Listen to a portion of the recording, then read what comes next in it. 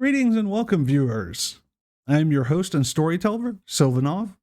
Thank you for joining us while we delve into the world of darkness with Vampire: The Masquerade. This stream is intended for a mature audience and does contain mature themes that may not be suitable for all viewers. This game revolves around a dark horror theme and may contain content that may be a trigger for some audience members. Please keep in mind that this is a work of fiction. The views and actions of the characters are not explicitly the views or actions of the actual players. At no time should any of the violence or horror portrayed in our game be attempted by anyone at any time for any reason. Please sit back, grab a drink and a snack, and join us on the shadowy path that is the world of darkness. And now, before we start, please meet and welcome our players for the evening. Hello, I am Raven, and I play Annabelle, the Nosferatu.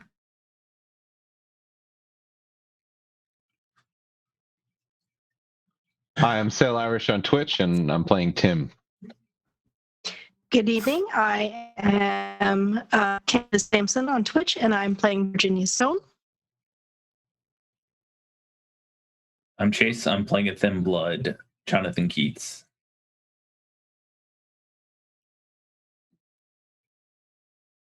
We can't hear you, Sam.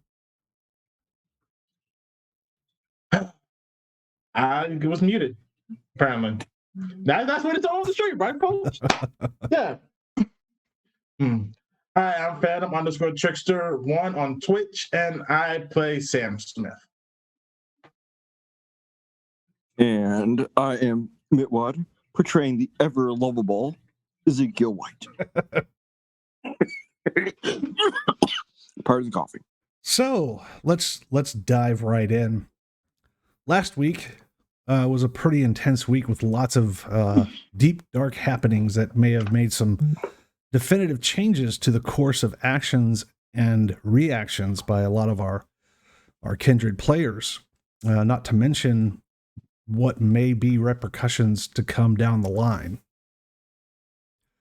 When we left off, we had Annabelle driving away to go soak up, digest, and consume whatever was going on in her mind. Tim, excuse me, Tim, Virginia, Sam Smith, Jonathan, and Zeke were all headed towards the St. Clair hangar at the Manassas Regional Airport with the intention, I believe, of heading subterranean. Correct. Excellent. So, Annabelle, where were you headed? Annabelle is driving towards the battlefield, as she feels it's a fairly kind of just like unsupervised location, as it were. Okay. So we're probably going to come back to you in a little while. I imagine Totally fine. I imagine Annabelle really would like just some me brain time. The rest of you were at the Haven Club, correct? Yes, I think we were just getting ready to leave. Okay. And are you heading straight there? Or there's other things that the group of you want to do since you're together? Well, I need to go get my vehicle at some point. Okay. Where would that have been? Like out in the middle of nowhere by the battlefield. Okay. So got left there before the meeting, so okay, so if you want to grab your vehicle, you can certainly have the group all drive up to the battlefield where you left your car parked and pick it up. Okay. So if that's what the intention is, everybody's good with that? Yep. No objections. All right, so you all head.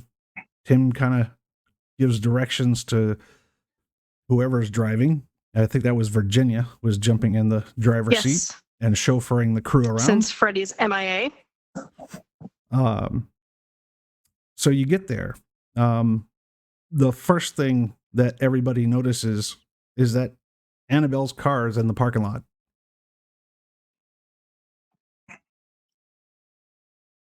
Huh. Hmm. Hmm.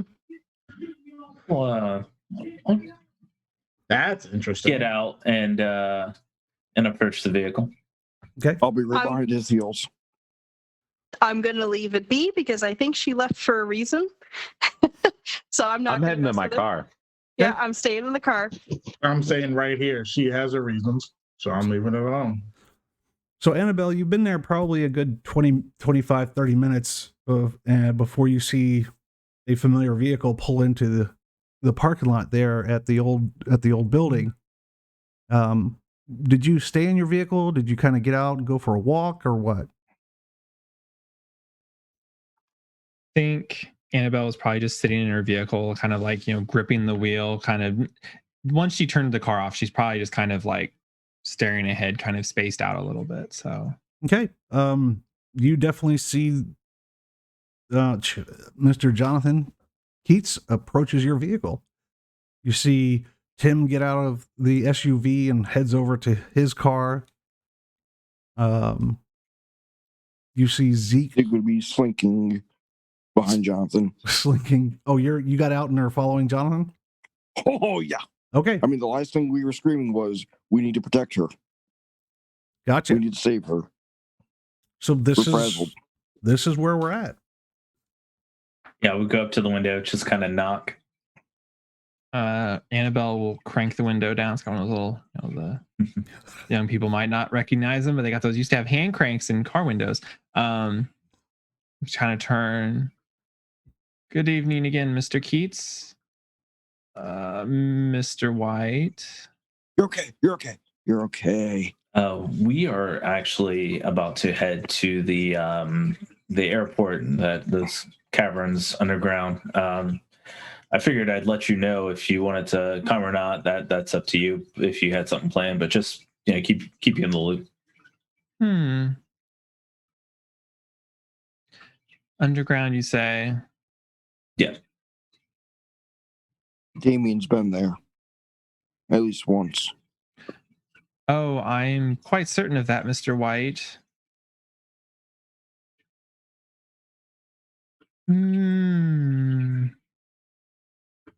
I know you're trying to tempt me, Mr. White, with your words, but I don't know. Sometimes going underground isn't so bad. May I join you all, or is your party spoken for? No, I can ride with you and we can follow them if there's not enough room. That's a big vehicle. There's plenty of room. I have room in my vehicle. There's seat here and seats back there.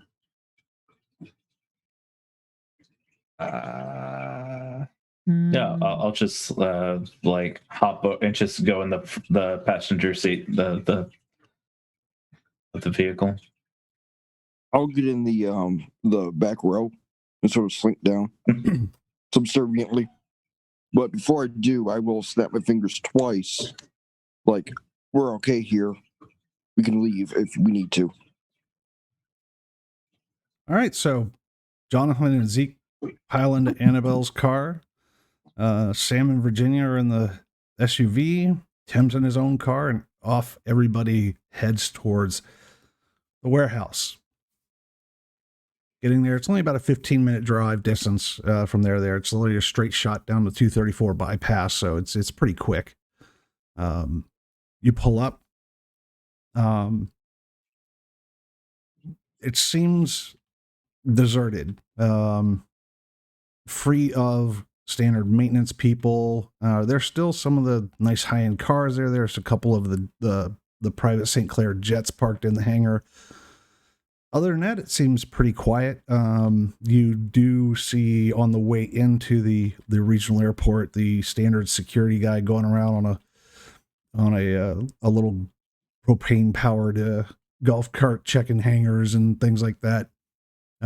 Obviously doesn't approach the St. Clair. They're a special tenant. But otherwise, the place looks fairly deserted. I'm going to park near there, but out of the way. Okay. Well, there's definitely room in the hangar to bring the vehicles in. There's also parking outside. Yeah, I'm gonna pull right into the hangar where Freddie usually would park us. Sure. I will follow the Virginia's vehicle into the hangar. Okay. So you're all there. Tim parked outside and pretty much walked to the open hangar and walked in to meet you all as you're getting out of your vehicles. I'm scanning the room. Particular, I'm looking for cameras, sort of. Yeah, there's definitely Is there cameras. security? I mean, this is St. Clair's private hangar, and they have security here. Again, there's there's a control room up on the second floor at the far end of the hangar. There's a couple of offices. There's a small like little cafeteria section for staff and what have you to have breaks and things like that. There's a little lounge area. There's like a little reception area with a podium and a couple of computers where if they were receiving guests and things, they would do their customs check-ins and things like that. But it is devoid of employees. Should we be worried about the security? Here, That was just a Jonathan question for the people in the car. I don't know, Mr. Keats. I've never been here, and I will kind of look in the mirror at Mr. White. You will notice that Mr. White has done nothing but stare at you the entire time with a relieved look on his face, never blinking.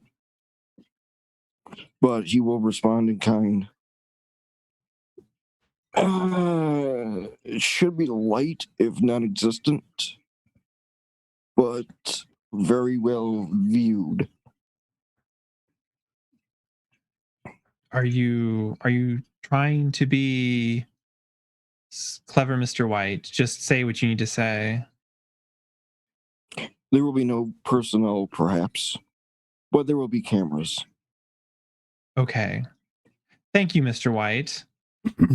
Annabelle is, of course, has her Ghost in the Machine on, since she always has that on, basically. So, Annabelle's going to get out of the car, though. We'll put on a mask, a little face mask that I have in my pocket. Jonathan, your phone rings. It's a number you recognize. It's Percy. Would it be my laptop? Oh, you don't carry a phone. Yeah, You don't carry it a would be a phone. laptop. I'm pretty sure you're not opening and closing your laptop to check for messages on a regular occurrence. So when you do, let me know. We'll come back to that. All right. So you all get out. I think who knows the way? I know Tim does, Zeke does. I've been here before. I wouldn't know the way. I've been here once. Gotcha. Yeah, Sam's only been here once, so I think Tim will know more than anybody. The cameras are okay, right? Yeah, that's the least of our concern. Yes. I got my car specifically so I had my gear. So I got my gun and everything. So Just yeah, in case. if you guys are strapped and carrying, just need to let me know. Yeah. That way we're not pulling things out of our rears later. Yeah, That's why I'm saying it now. I have a stake and my standard purse gun. Sam is defenseless because no one decided to give him a stake. So yeah, he just gets up the car. No, you have a 22 pistol. At my house. I didn't bring it with me. Annabelle has at least one stake on her. She always has at least one. So there might be two or three. It's hard to say in the folds of the clothing. So, but Sure.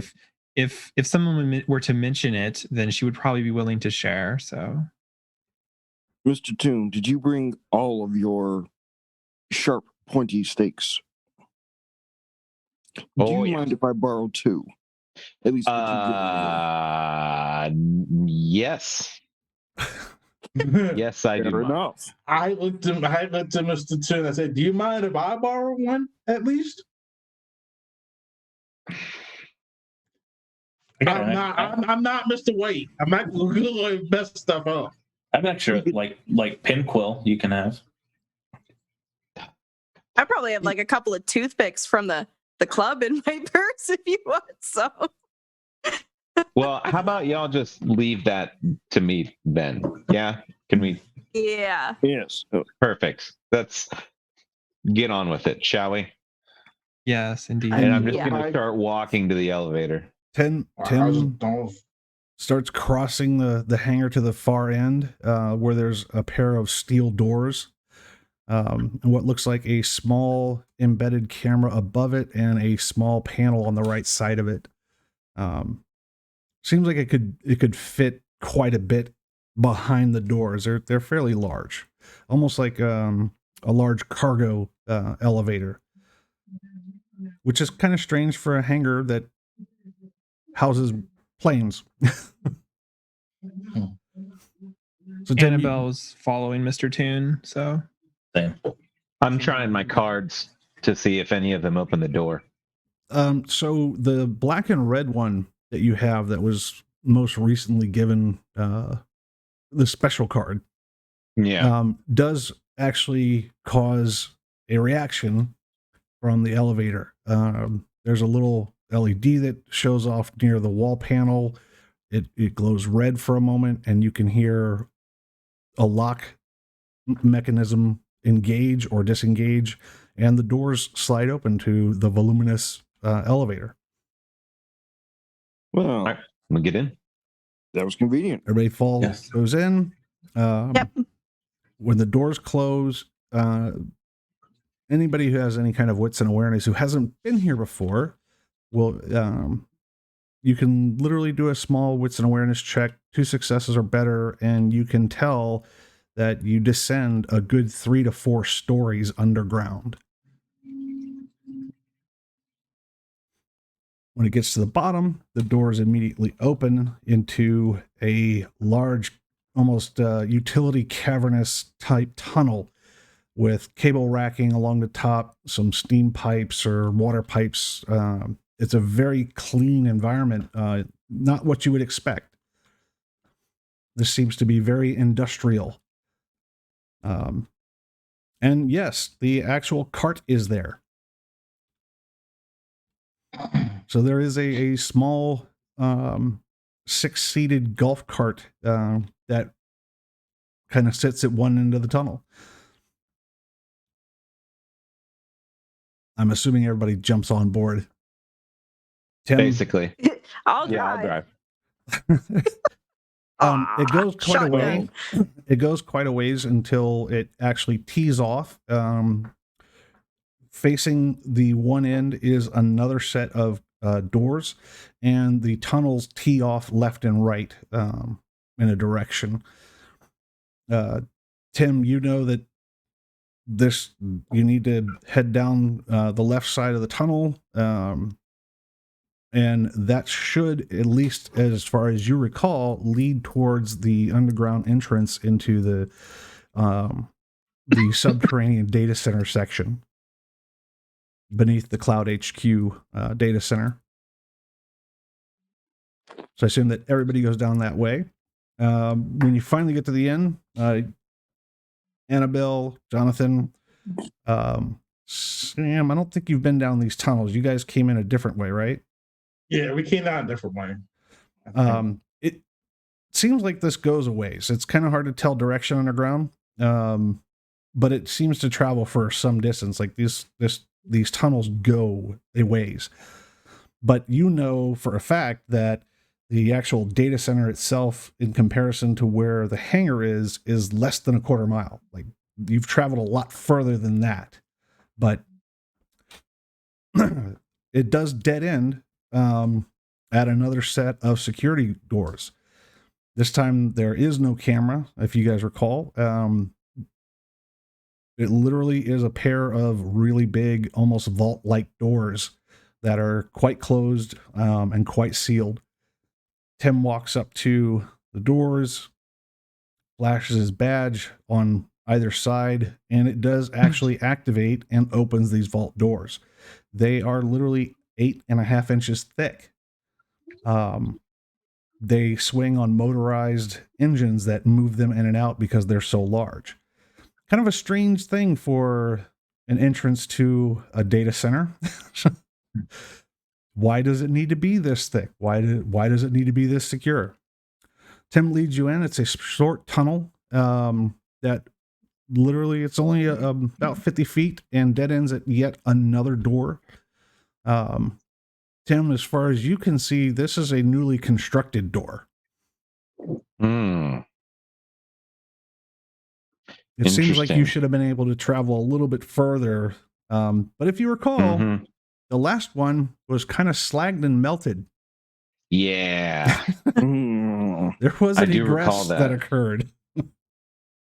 Yeah. Does my card work on the new one? It does indeed open. As these doors slide recessed in, as opposed to swinging in and out, they actually recess back onto either side of the tunnel. The first thing that anybody who hasn't been here will notice is that 3 feet from these doors is literally slagged metal that looks like it's been melted by volcanic heat. Hard to identify what was there, but at one point it had to be something. You can identify pieces of rendered metal,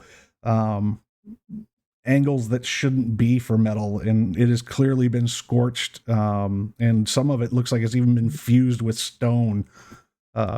Something catastrophic has occurred here. Boomstick.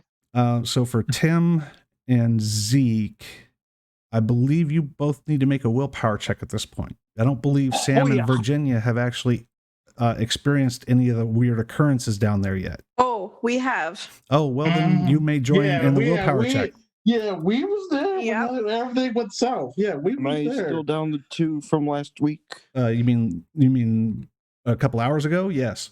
Yes. Good. Oh, 5 successes. 4 successes.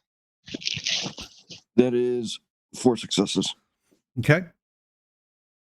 If I survived that one, I got 3. Okay. Yep. 3 is a good number. So 3 or more. But Annabelle and Jonathan, you notice that when those doors open, revealing the damage inside, the 4 of them take a moment of pause. I already assumed that they had something to do with fucking all of this up. Thanks. Thanks for the compliment. We didn't do a thing. He's not wrong, though. But No. He's not wrong, but yeah. Zeke will just look at the group and mutter, "Abandon all hope, ye who went to here." So yeah, Zeke says that. It just don't mean we can't feel offended by his compliment. Mr. White is not incorrect. Keep your wits about you. Abandon all hope, ye who enter. Indeed. So Tim again continues to lead the expedition, as it were. Within about 20 to 30 feet, you notice that this part of the tunnel begins to become more earthen and fades from construction into actual what you would expect a cave tunnel to look like. The floor is rough, covered in rumble and dust. The walls, everything seems odd. The moment the construction disappears and you enter into the tunnel proper, angles look funny. Walls don't look like they should. Things are at weird angles. Can I roll an occult check? Absolutely.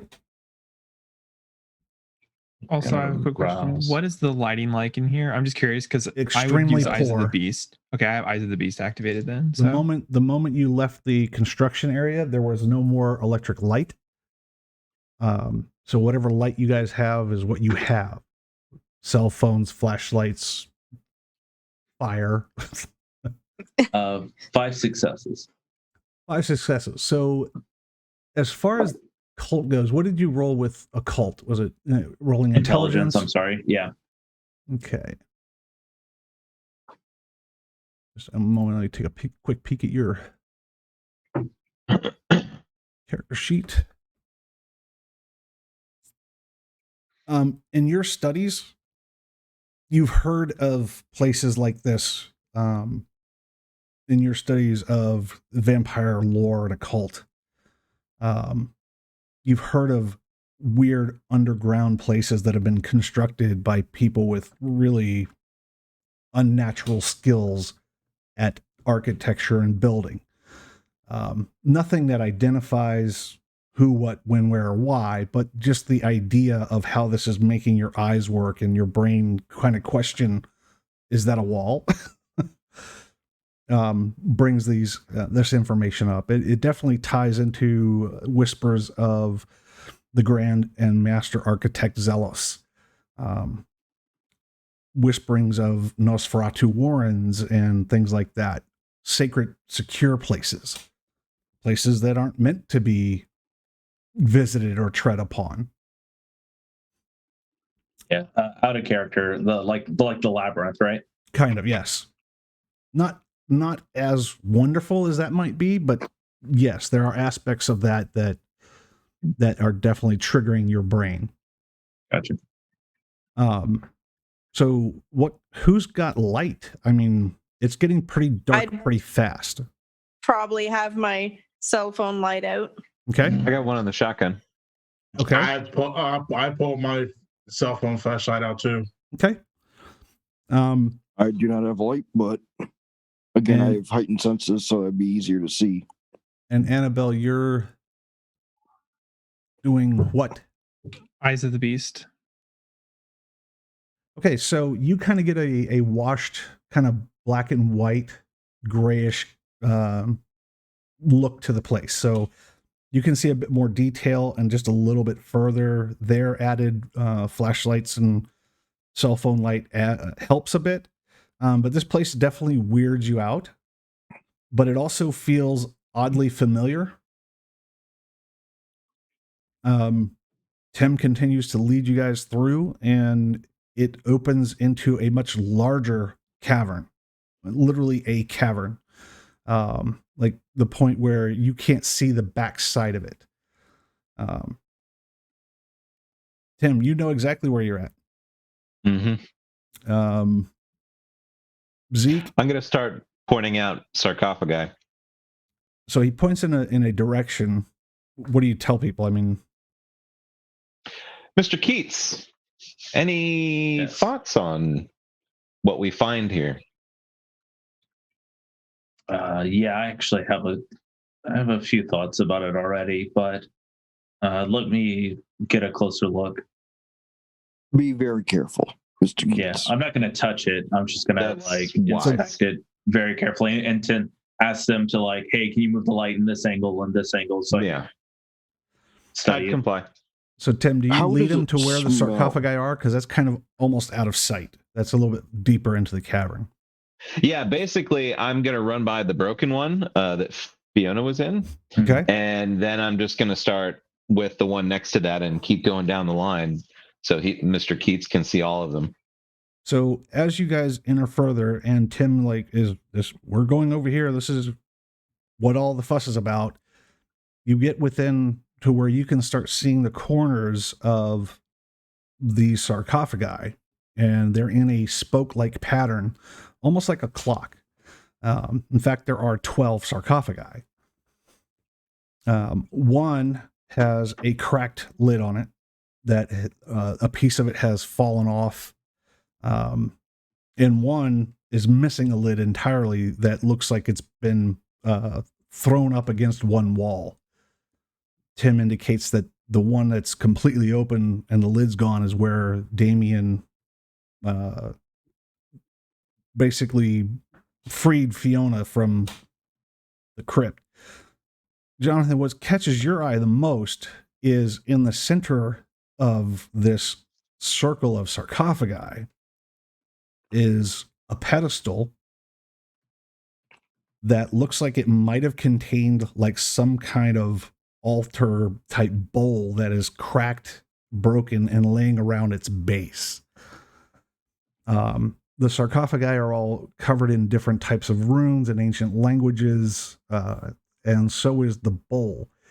If you were to examine the pieces of the bowl around the base of the pedestal, you will recognize some of the glyphs that were there. It had been that one piece of information I gave you. Interesting. Virginia, Sam, what are you guys doing? Annabelle, Zeke, Zeke, Annabelle, or Zeke, Virginia, and Sam have been here before and have experienced some really awful stuff here. So what are you guys thinking right now? What is going through your heads?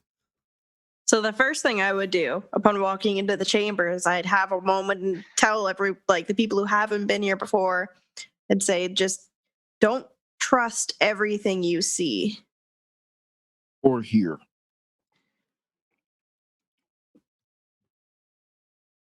And I'm kind of sticking close to Tim and Jonathan, but I'm hanging back a bit. I'm a little hesitant.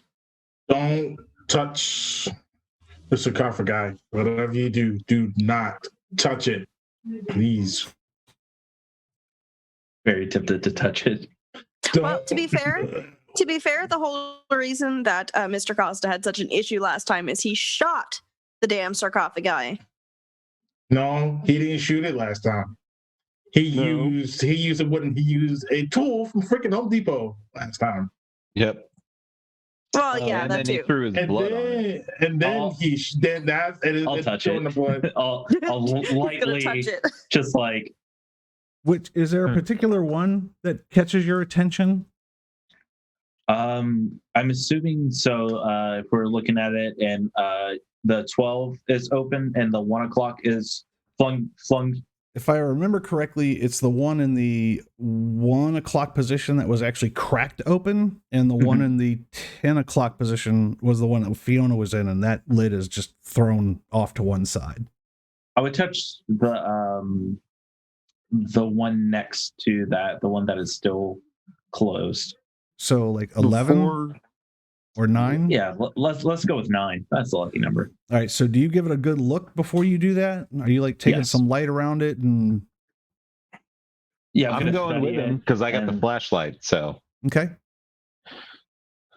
As they're approaching, I will softly call out, "Do not anger her." Tim.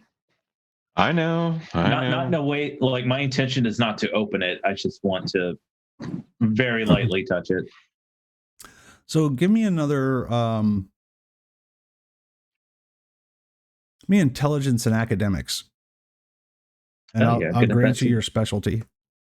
Ooh.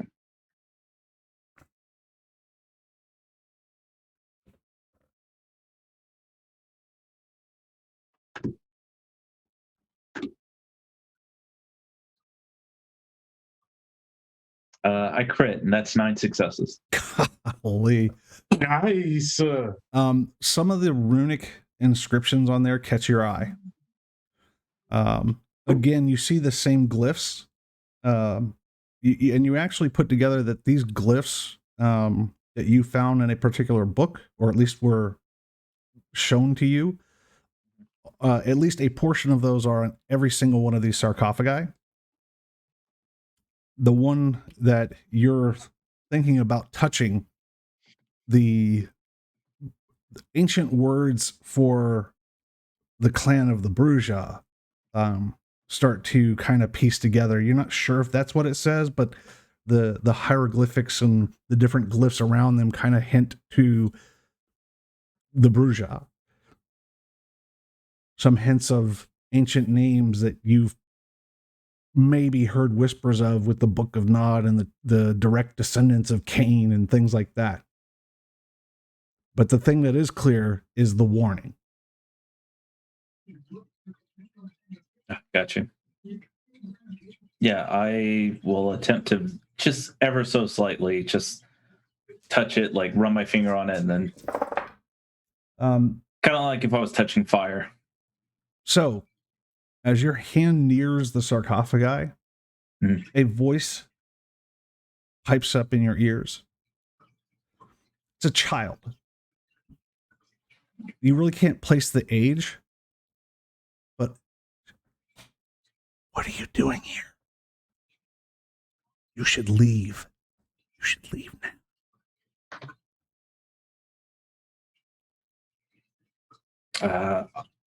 I will look around me, and do I see anything? No. Do you still continue with Did you touching? hear something, Mr. Keats? Yeah, I heard that we should get out now. Oh, that's good. Oh, Yeah. Was it in a girl voice? It was a small child. Yeah. Yeah, I know that voice all too well. Let's try not to linger. Let's do what we Yes. came to do. We need information. This is where the missing are. We need to get these open and get them out. Is this a possible course of action, Mr. Keats? Can we talk to? Yes, it seems like you have. I know what the glyphs say, and I had a sneaking suspicion before I came here. Honestly, I just wanted to be here to confirm it. Did you still place hand on it? Oh yeah, for sure. Okay. So the moment you do that, you're going to take 4 aggravated damage Oh, as blue lightning explodes outward from the sarcophagi and throws Jonathan in mid-sentence as his hand contacts it. I did say not to touch it. Jonathan, Here we go. I need a raw I check. told people not to touch it. It's what happens when they don't listen. This is on them. I need a raw will Shrek attempt frenzy to check, please. Test for everybody, or No, for Chase. no? Okay. Do I rush right? Ooh, That's a I good don't question. think I do. Rot-row. A moment, please, whilst I can consult the tome. If anybody in Twitch has that quick answer, I would love it. Do Thin Blood's raw Shrek test. I think you have to pick a special merit to like have a beast.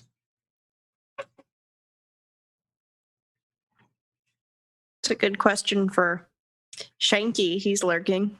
Yeah. Copper Derek's lurking too, so yeah, Derek might have an answer, or Shanky. Says the thin blood never frenzies unless provoked by supernatural means. And there Which you have this it. would be. this would be supernatural mean. Yeah. Yes. Sweet. Then I roll frenzy.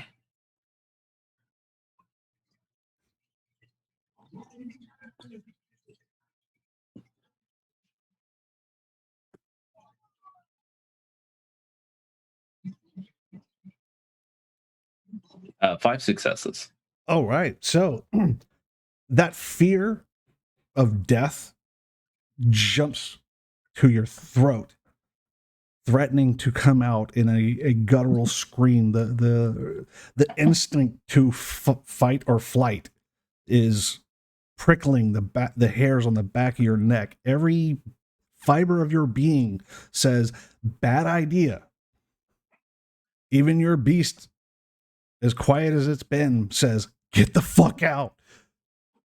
But you do maintain your cool.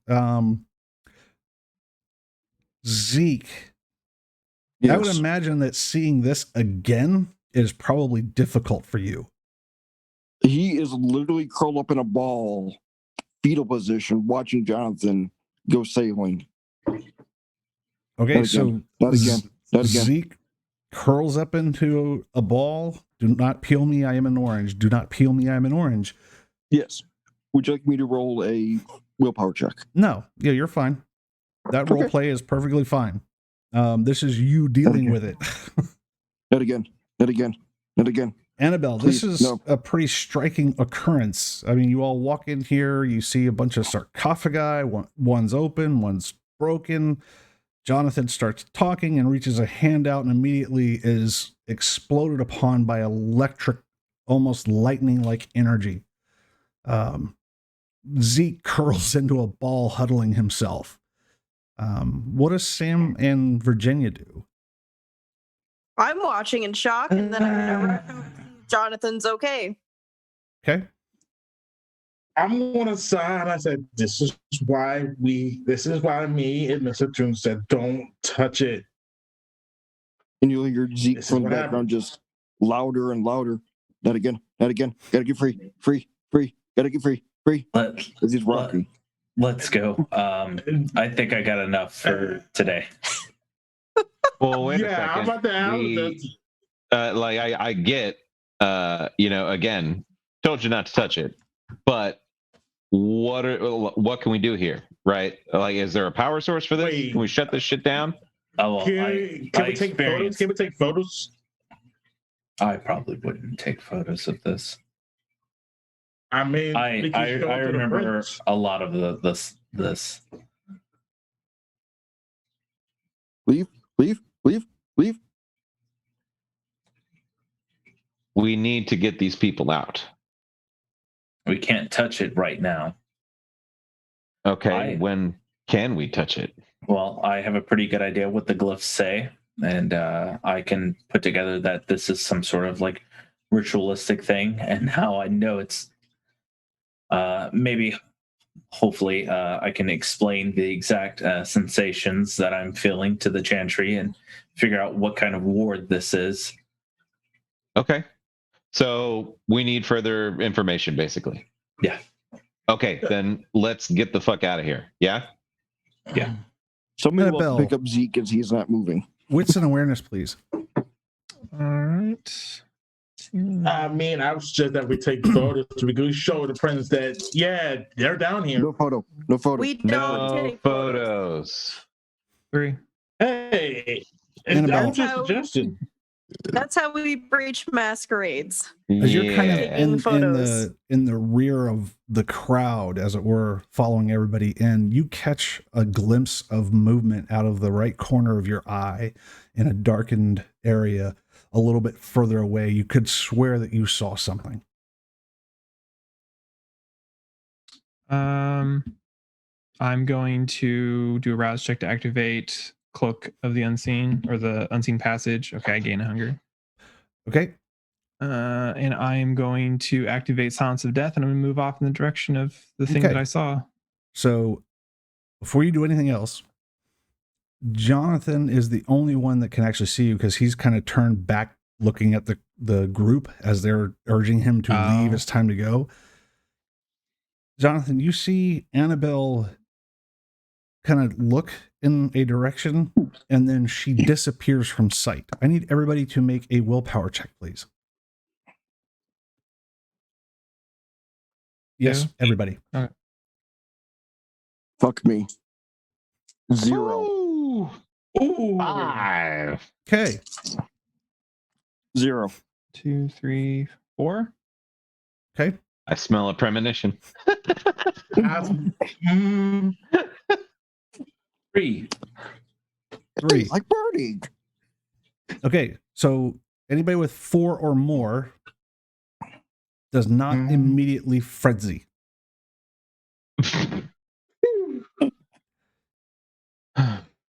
Tim, this sensation you have felt before. Uh-huh. Darkness envelops the entire area. Silence envelops everyone present. There is no sound. There is no sense of movement. Gravity doesn't even seem to touch you. The darkest dark you have ever experienced in your unlives is upon you immediately. The second, Annabelle, that you go to Unseen Passage,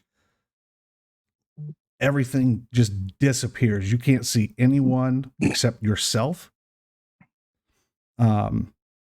As far as you know, you've gone unseen, but this darkness is beyond something that you've ever experienced. Jonathan, you were looking at everyone, and then there was nothing. The sensation of cold envelops you as if you were just ejected into space. It is the darkest nothingness you've ever experienced. Your beasts, all of them, are screaming in your heads, but you can't hear them. You can feel them. You can sense that they're trying to communicate. You could feel the angst and the aggression, but you can't actually hear. This is something you've never experienced. Zeke, you're in trouble. Oh yeah. You frenzy out of fear immediately. Your beast kind of takes over and starts thrashing, running you in whatever direction it can or hopes that it can in attempt to flee whatever this is. You've kind of experienced some of this before. You know the terror that this brings. Correct. A fraction of a moment later, Jonathan, Annabelle, something appears in your vision. It's ghastly. It's ghost-like. But it senses, like, this is the only thing you can sense since the darkness hit, is that this presence is in front of you. A gaping demonic maw with elongated teeth opening its mouth and coming at your face. It's the only thing that seems real at this moment other than your own thought. All of you hear the child's voice screaming at the top of her lungs. Get out! It's too late! They're coming! Yeah, I will bolt out of there. Okay, so impossible to sense direction, but you start running. Mhm. Annabelle, what are you doing? There's a demonic something coming at your face. Annabelle is going to kind of just take that kind of like stance of like, fucking come at me, and just kind of like drop down, sort of kind of ready to fight. So, Okay. Sam, I mean, yeah. same thing. As far as you can tell, there's this monstrous demonic thing coming at your face. Needle-like long teeth, its jaw gaping open, coming at your face. I will try to make for the exit. Okay, Keyword so, is try, and I wasn't here before. And so that you what happened take last off time. I'm and gonna try. you take off and a run as well? I'm gonna slowly walk backwards towards an exit. Virginia. We can't hear you. Is that better? Better. Better. Yeah. Okay. Sometimes it just doesn't work. What I was saying was that I had actually been beside Jonathan. I'd gone to him to see Right. if he was okay. And I guess now I'm just going to stand up, close my eyes, and start walking backwards slowly, but quickly, if that makes any sense. So, again, direction, can't really tell. Even momentum or motion, it's hard to tell if you're actually moving. You can't see your own body. You can't see your feet or your hands. And this thing is coming at you. I'm going to walk backwards. Try to. It advances on you. I don't know if it's real or not. I'm going to keep going backwards. What I think is backwards. Jonathan, Yes.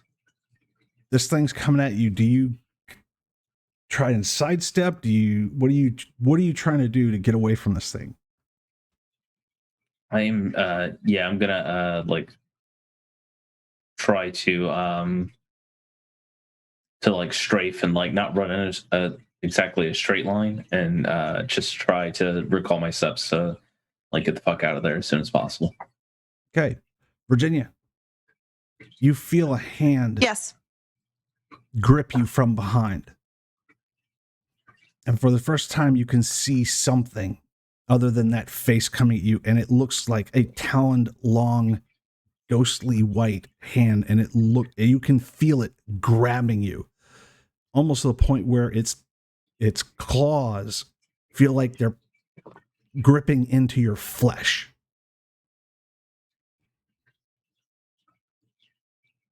My mind is telling me, don't believe it. It might not be real. It feels really real. It's frightening. I'm going to keep trying to backpedal, go the same way I went. I came towards Jonathan backwards while looking at the weird check, demon please. thing. Okay. Everybody, for willpower checks moving forward, you're down one more die. Oof. Oof. So this one I have 4 dice then? So player to ST, since I've experienced this before, this is just Obliviate, right? No, you have no idea what this is. Oh, okay. Well, You've I got experienced 4. something like this, but you still don't have any knowledge of what this is or what it causes or what causes Gotcha. it. I got 4 successes, which is great. Okay. Do I willpower since I'm no longer in my own body? You are in frenzy. You are in Yeah, fear that's what I frenzy. mean. You are trying to flee, fight, kick, Yeah. kill, whatever it takes to get away from whatever this is. Your Malkavian mind is not okay with what is occurring. Not at all. I didn't know if you wanted me to roll willpower to get control back or. You will get a moment to do that, just not yet, because you can't immediately Right. bop into frenzy from a supernatural Right. occurrence and then go, no, I quit. Fair enough. I Unfortunately, just it wanted doesn't to work know. that simply. Fair enough. Continue. Sam, you're stumbling around in the darkness. You turn, or at least you think you turn, and there's another one. Now there are 2 of them advancing on you.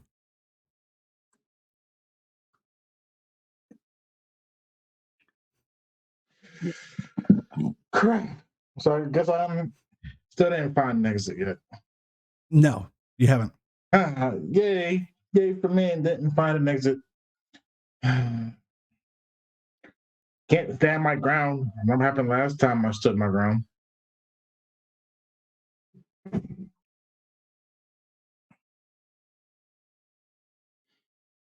I don't know what options I have left. But, guess I'll just stand I guess I'll just stand there and see what happens. I mean, since there's 2 of them coming to me, there's nothing else I can do. I can't go past them. Okay. Annabelle, Yes. likewise, it is still coming at you. It seems like it's eternally coming at you. Like it just keeps, it's hard to tell. There's no depth perception, but it just constantly just, I mean, especially with what you experienced not 2 hours ago. This is intense because you're still riding that wave. Is this the consequence? Is this you losing grip? Is this something else taking possession? Or is this occurring? Is this even real? What is going on? Because it just continues coming at me. I feel like my first instinct is that if it's real, it can see me. So I am going to let Unseen Passage drop. And as I do so, I'm just going to kind of like vault myself at it, kind of like spring towards it. So Okay. Tim. Mhm. You're moving, yes? No, I was just kind of standing my ground, like waiting for something to happen. And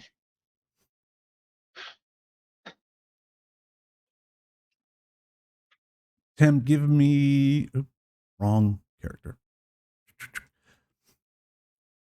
Strength and brawl, your specialization counts. so I'm gonna rouse Okay. and add 1 to strength. Okay. So Did you gain hunger? Oh yeah, let me check. Did you say the words "I'm going to rouse"? You should be Ooh, I rolling. did not gain hunger. Yeah, did not gain hunger. So that's what? 5, 8. Do I get any pips for potence or anything? You have lethal body, but whether or not that will actually have any effect at this moment, you're not sure. So I mean, crank the shit up to 11. Let's see what happens. okay, Like, cranking to 11. Smash. You can add one more dice for your lethal body and prowess.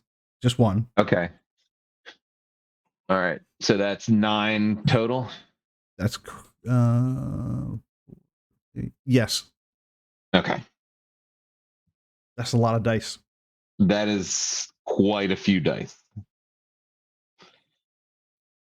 What you feel, Tim, as you're Mm-hmm. standing there, is you feel attacked from behind. 8 successes. Okay. What do? You feel like this thing is grabbing you from behind. I'm gonna try and grab it and fling it. Okay. Right, like a judo throw kind of deal. Annabelle, I need for you to roll dexterity and brawl, and you do get your specialty, please. Okay, 2, 4,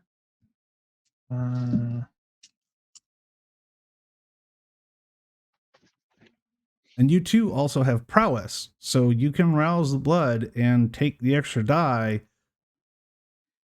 Oh, I mean, yeah, I could also use my blood potency, I suppose. You can. So, yeah, I guess I should probably do all that shit. My bad. So for rousing, that's a fail, of course. So now hunger 2 and prowess, roll to rouse.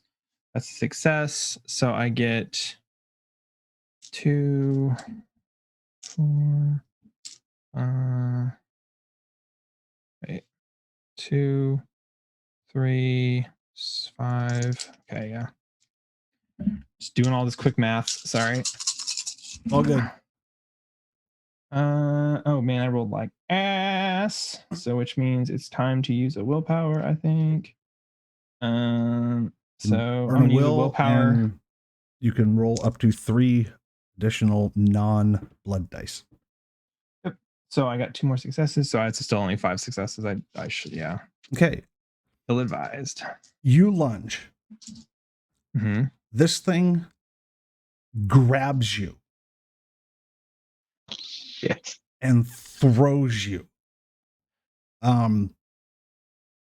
As you fly, or at least as far as you can tell, you can actually see the visages of 7 more of these things as you kind of arc over them and land slapped up against something solid. It's the first thing you've been able to feel. Like, you couldn't feel the ground, but you felt hitting whatever this thing was. That's going to be... You have prowess, so make sure I get this right. You get 4 superficial damage.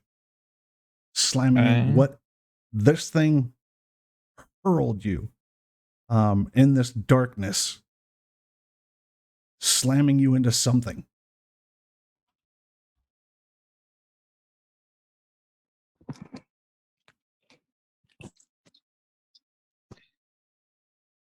Tim, as far as you can tell, you grappled this thing and judo flipped the shit out of it, throwing it with all of your might.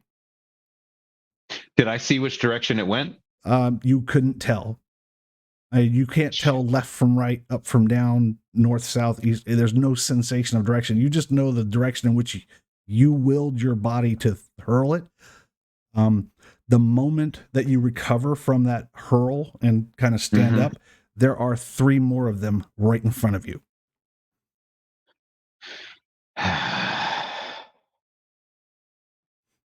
Zeke.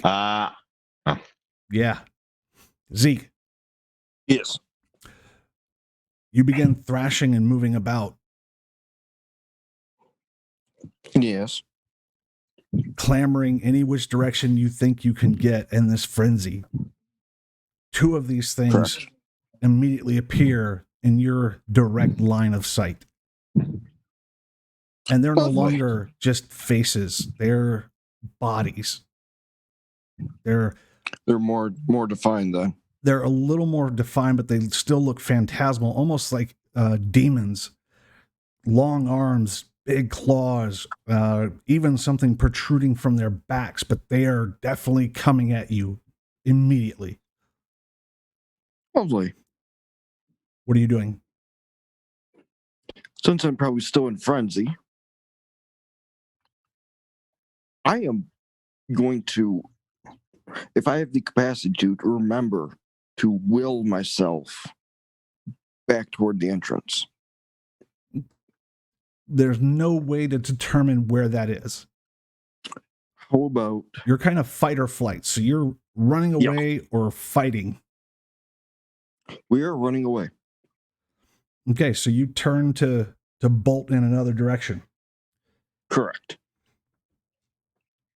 Sam, standing your ground. Mhm. There's nothing else I can do. I mean, I'm not like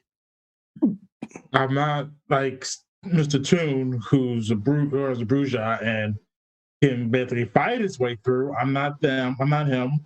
I'm not a Tremere, so best I can do is either talk my way out of it or stand there. As you And stand I'm there just standing facing the one that you saw, Mhm. you get slammed against. Something just slams into you from nowhere, knocking you in whatever way. You're not sure. You're pretty sure you went down. You're going to take 2 superficial wounds, Oof. Ow, what hit me? and one is now literally on top of you. And it's no longer just a face. It's a bony outline. It's a huge thing.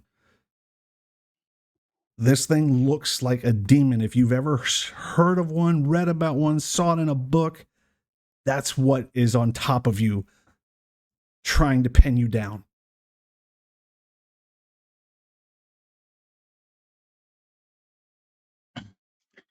Ah. So I'm looking at this thing. I don't think I'll be able to talk or say anything, but I just look at it and do much else. Okay. Jonathan, Virginia. Yep. What are I you am still doing? moving backwards, not running. Okay. I'm trying to get to the edge of it. As far as you're trying to will your body backwards away from whatever it is you're facing. I got it. Yep. I'm Same- not running. I'm Same walking. course of action. Jonathan, trying to escape whatever is in front of him Desperately. desperately. Got it. Annabelle, you literally Yes. are laying on top of one of these things. It looks like it has caught you and Mhm. pulled you to the ground in its grip.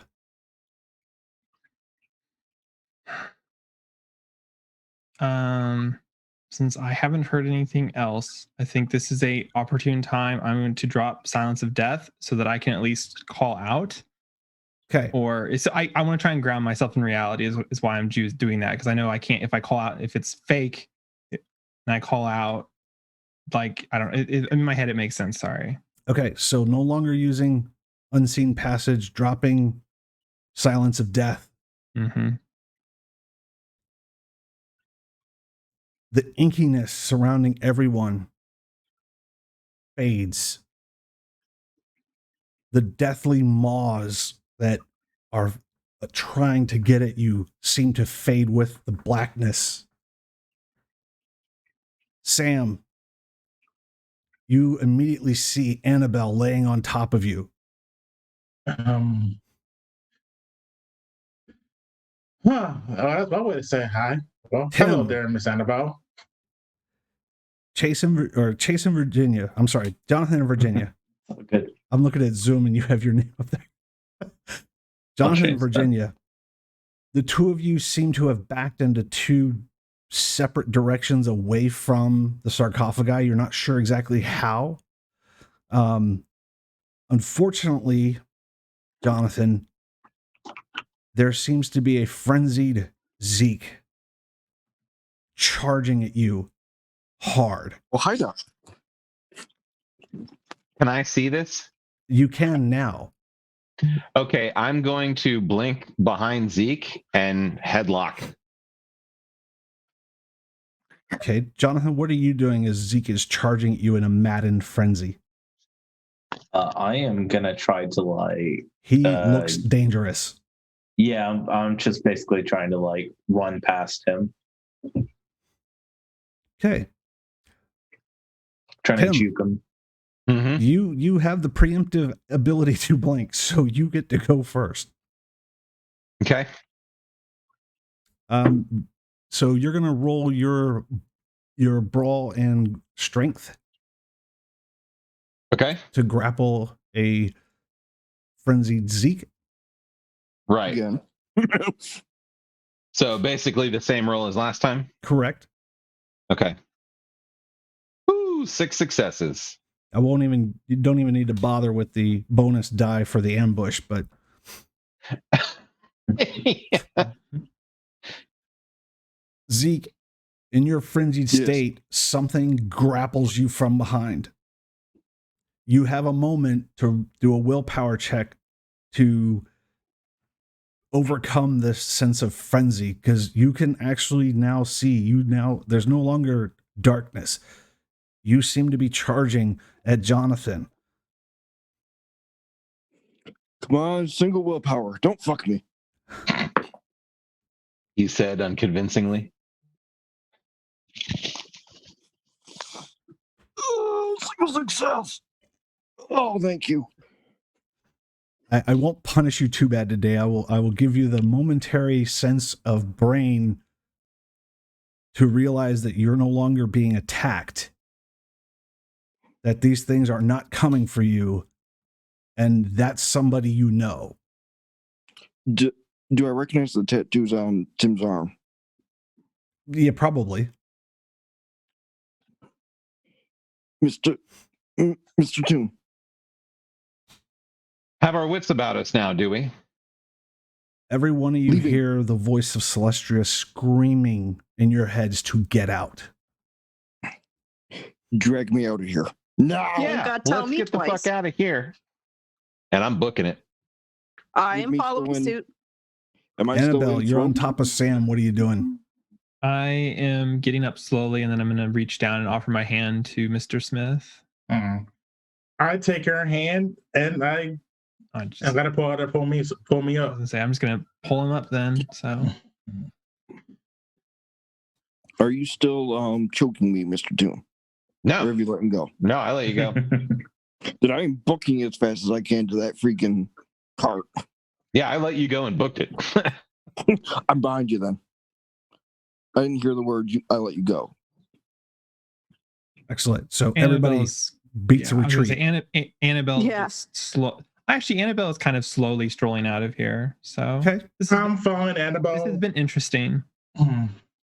So she is I wouldn't- she is I would- leaving, but I wouldn't say this is a first date, but yeah, it is interesting.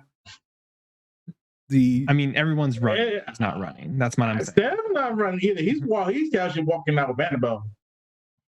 The lingering voice of the child Celestria continues screaming at all of you to get out, get out. You shouldn't be here. It's not safe. Get out, get out. Not like she's attacking. Like she's genuinely, the voice is genuinely a protected warning. Not wishing you ill harm. Not unlike whatever it was that you saw in the darkness.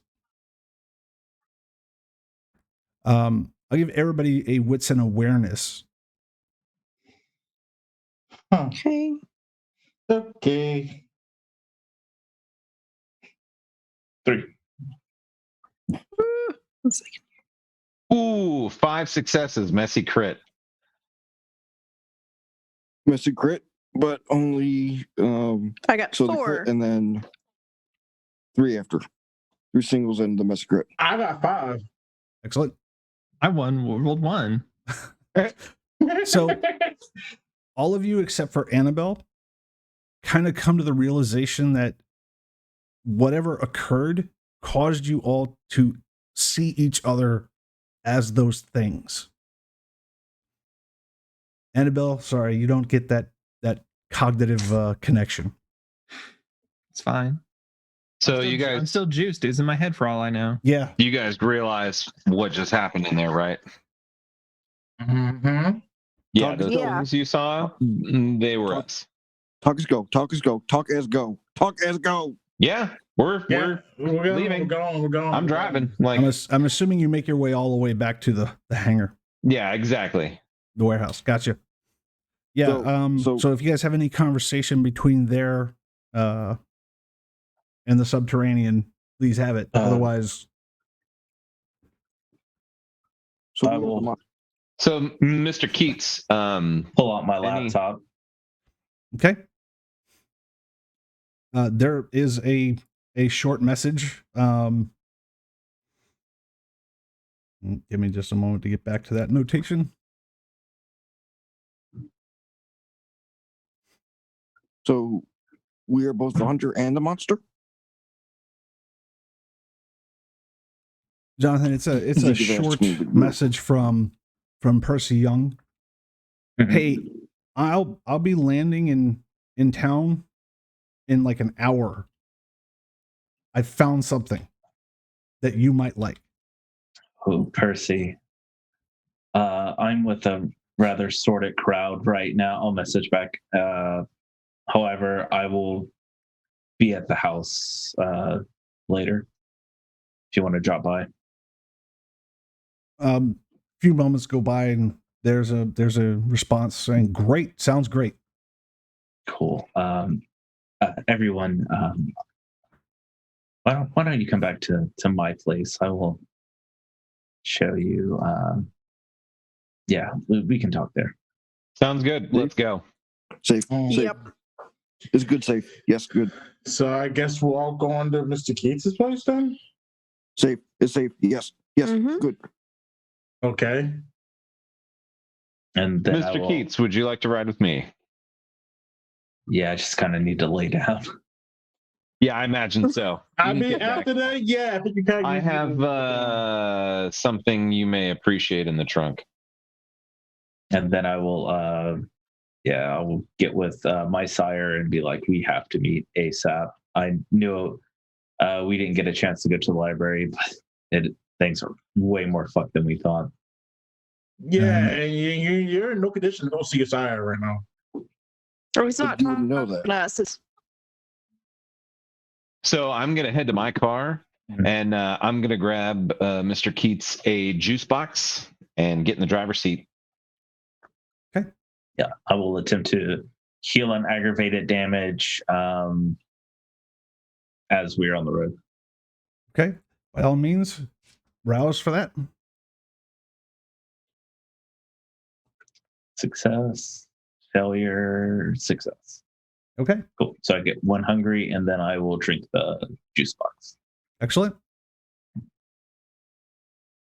You'll be able to recover one of those wounds. What you will notice is that the burn marks that are up and down your palms, your arms, and across your torso, so almost in a big arc all the way across the front of your body, left not just those scorch marks, but strange markings as well. Yeah, we're gonna have to take pictures of all of this. Okay. I did tell you not to touch it. Our draw. We did say not to touch it. That was our warning. Tim, you might recall that the same thing occurred to someone else. Yeah, the Yeah. similar incident happened to Mr. Costa when he attempted to open one. Now I have information to give. Hopefully, we can figure out what kind of ward this is. That would be ideal. All right, so Annabelle, Sam, Virginia, and Zeke. Zeke, are you riding with Annabelle and Sam and Virginia are riding Oh. together? We are literally gluing our bodies as close as we can to Annabelle, unless she pushes us away. Even though Okay. I'm standing right next to her. Yeah. Oh, and could you message Virginia for this to work? I'm gonna need a couple things, like some more blood and some scotch.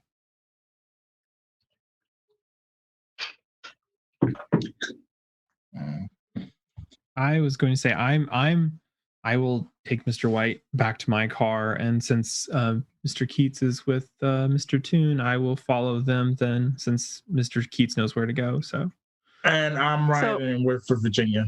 And I also might need some of your guys' blood, Mr. Toon. Wait, what? Well, I'll explain later. Great response. That was so wrong. Wait, what? Leafy Dubs, need your blood. I need kind and kindred blood, and also a bottle of scotch. I see. We'll talk about this later. So Interesting. Let's get to your if house that and we is can Texan- discuss the minutia. if that was messaged to me, then I will reply back, because I think Jonathan asked Mr. Toon to tell me that. So if that is what Mr. Toon does, I'm going to make a brief pit stop at the Haven Club to grab some supplies, and then I guess continue to wherever it is Mr. Keats directs us to go. Excellent. Okay, so your stop goes unabated. Grab the supplies, back on the road. I'm assuming Jonathan gave you or relayed through Tim an address of where to meet them. Mm-hmm. Yep. Annabelle and Sam, you guys pull up. I'm riding with Virginia. Annabelle and Zeke, you pull up right behind Tim and Jonathan at Jonathan's address. Yeah, you notice it's almost in them. I think it is in Thimblet territory, Yeah. like on the very outskirts, below the Harley Davidson place. For everybody at home, it's it's like a very modular building. It's essentially a bunch of Connex boxes that are different colored, stacked on top of each other, that have cutouts for windows and things that can literally open parts of the house to help me with my my alchemy and stuff. Looks like it almost belongs down at the train yard. Yeah. Nifty. Mm. Do I recognize this being close to maybe somebody else that I've recently ran into, or? I need more information to answer that. Okay. Would I recognize this maybe the same area I met Rebecca, or is this a different area? we didn't meet Rebecca here. No. Okay. Rebecca lives outside of Thin Blood territory. Okay. I didn't know where she lived. Yeah, she lives north, eastish of Thin Blood territory, if I'm correctly. Okay. So I didn't ever mark it. She doesn't live in Thin Blood territory. So Tim and Zeke Yes. may the two of you, as you pull up, give me a wits and awareness. More than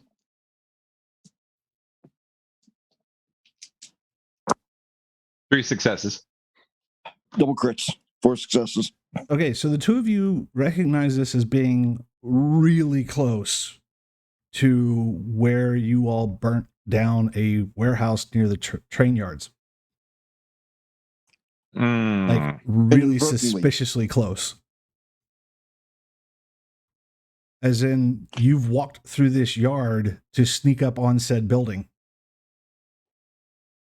Interesting.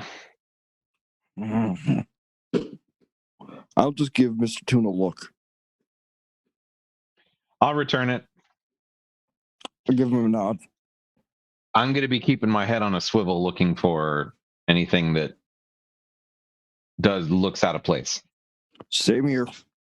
I'm looking for anything like abnormal vehicles, different types of people. If there's any. Jonathan, before your return, you would have known after you got back that probably a week before that, there was a big fire down at the train yard in a warehouse that's like a stone's throw from where you've built your domicile. and it was literally torched to the ground. So it's now a clear view for you. It's no longer blocking your view.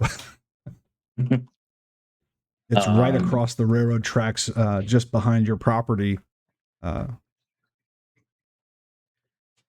you guys responsible for all of the fuck ups in the city? You're welcome. Yeah. To be fair, Mr. Toon and I had a good reason for that one. Oh, okay. I'll be happy to tell you all about it once we get inside. Yeah, let's. Yeah, Yes. we have a lot of stories. Oh boy. Oh, you haven't heard this one, Mr. Smith. I think you may be interested in this. So Annabelle, as they're having all this banter, are you just kind of quiet to yourself, or? Yeah, they're just, I don't know. They're just kind of having their bro out time, and I just don't see any reason to Got it. interject myself. So About the time that you're putting the key in the door to go in, is when Virginia and Sam pull up. I will unlock it and let them go in. Thank you, Mr. Keats. I'll enter, but keep my head on a swivel. I stand on the outside and I say, ladies first. Letting Virginia and Annabelle go in. oh, the Miss Stone, I'll gesture. She can go before me. Thank you. Then And I walk in. I was gonna say I'll walk in. Then I'm not gonna say anything else. Yeah, the interior is very sparse. It's just like wooden, like tables and like chairs, and then there is once we start walking upstairs, it's a huge like lab with a whole bunch of different like occult books laid on the side.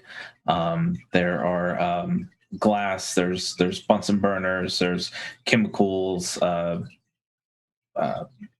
Collection dishes and a whole bunch of like things, like a well organized and tidy lab. And then there is a huge like occult section for his little library, and then there's a very vast literary section as well.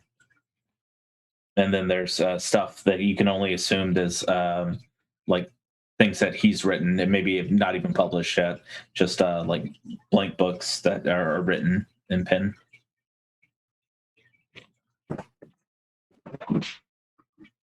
Anybody who takes an interest in his book collection, let me know. I do. Right here. You do? I'd Yep. be scanning. And I have some pips in academics. So All right. So anybody notice who decides to really take a look at his book collection, 1 second. I need intelligence and academics rolls. Okay. Oh, I actually have 7 academics. I forgot about that.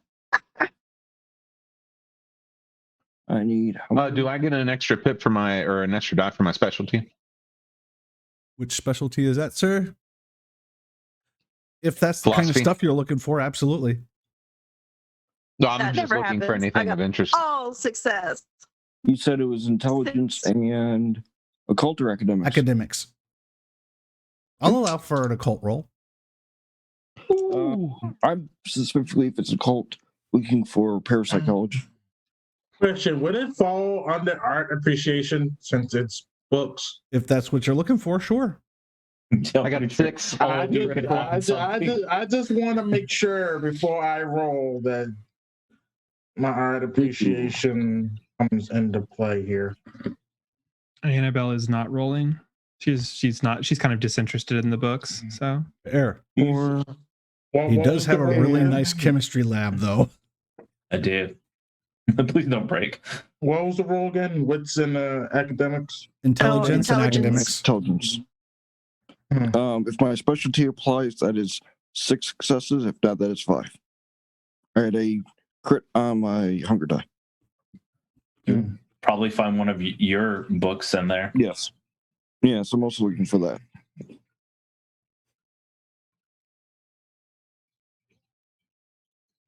I got 4 successes on that.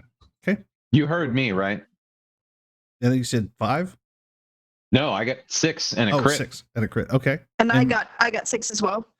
Okay, so first things first. Tim and Virginia, you both zero in on something laying off on like a little table almost immediately. Yeah, it's probably in a glass case if it's what I think you're talking about. It's no, not. okay. No. They notice something else. Okay. A small, well, not small, it's standard book size, but it's kind of thin and only lightly bound, but it has the clear emblem of the Brotherhood of Malachi on it. Interesting. Yes, that Brotherhood You of have Malachi. eclectic taste in literature, Mr. Keats. As in Zeke's cult, Brotherhood of Malachi. I will take note of his word. What seems interesting, Mr. Toon? You don't recognize the book, Mr. White? Do you like pick it up and hold it up for him? No, I wouldn't touch it without asking. I'm pointing to it and motioning for him to come over. I'll look to his book. But you can tell, like, most of my stuff I say please be gentle, and most of my stuff is like incredibly dog-eared. There's like notes all in the ledger, like I'll take one good look at the book, turn to Mr. Keats, and in Latin, I will ask him a question. Does the Enlightenment breed madness? Zeke, you don't have Latin as a language. Oh, shit. No, you don't. Oh, shit, no, I don't. Never mind. I'll just ask him that in English. Does the madness breed enlightenment? I will ask him to open the book. I will carefully open the book. It says, deranged thoughts from a psychopath. I will smile, look at him, and very calmly, welcome in, brother. And put the book back where it was found, very carefully. Now, anybody with 4 more successes, I will let Jonathan let you know what you see under a glass case. Oh, under a glass case is a mostly reconstructed Book of Nod. And if you know what that is, I can elaborate, or don't know what it is, I can elaborate. Yeah, go ahead and elaborate. What, Sure. The Book of what Nod is that is a, if you're asking me directly, I will be very Yes. vague about it. I will say that is a very special old book that I actually is probably the crown piece of my library. But yeah, for Jason, talking to the viewers and anybody else that may know, yeah, the Book of Nod is the Book of essentially Nod out loud. no. Okay. Let's just say Okay. this is a very ancient book. Is there a title on the book? No, it's like black leather bound. It's like super nice. It's yeah. And if you open it up, it's going to be in a whole bunch of like really old, like dead languages that are pieced from each other. There's everything from like poetry and like pictures to like just very grainiest detail and information about Cain and Gehenna and the jihad and stuff like that. Player to ST. Yep. Would a ancient history specialty apply here? Of academics. Is it like is it kindred lore? Or is it just like ancient history? Ancient history. Okay, so no, that's not going to apply Okay. here. But you can do a basic, intelligence and occult roll if it's mentioned that this is a Book of Nod, or if he makes enough inference in character Okay. to kind of put 2 and 2 together for anybody who studies occult. Who? But then the rumor would Authors. also immediately be, well, it's got to be fake. Nobody has a copy of this. This is, authored such beautiful words and writings? I don't think anybody knows. Is But it? we didn't come here only to look at my library. Oh, but did- it's beautiful. Virginia, did you get that message? I will hand you a cooler lunch bag. And inside of this bag, there are a couple of bags of blood. There is a roll of gauze bandages, a bottle of very, very fancy scotch. Nice. I will ask if you is anybody artistic? Oh, that's a silly question. You do have two of the rows with you. I will take off my shirt and hand them a like sketch pad and like a whatever implement. If you want charcoal, I'll get charcoal. If you want pen or pencil. Pencil will work. And I'll start. I gather what he wants me to draw. I'll start drawing exactly what the burn marks and markings on his body look like.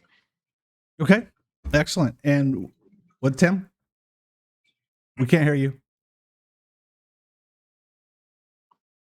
I was gonna say, while she's sketching, I was gonna say, you have some interesting neighbors, Mr. Keats.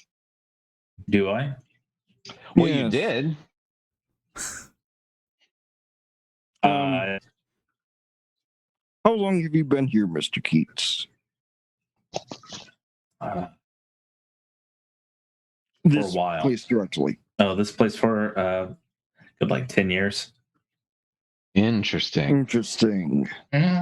So you're the building nearby that recently had a dreadful accident. Yes. Used to be a Sabbat haven. Yes, and do I share that bit of information, Mr. Toon? I don't see why not. He will then go into great detail for Mr. Smith and Mr. Keats and Miss Annabelle about the blood fountain that they found. Well, let's pause. Okay. You can't glaze over something like that. You probably should do that actually in character, but we'll do that Okay, when we that's come fine. back from our first break. Ladies and gentlemen, thank you for joining us for this first half of our game. We shall return in but a few minutes. Thank you so much for joining us, and I hope you stick around to continue enjoying this lovely cast and these wonderful people. We'll be right back.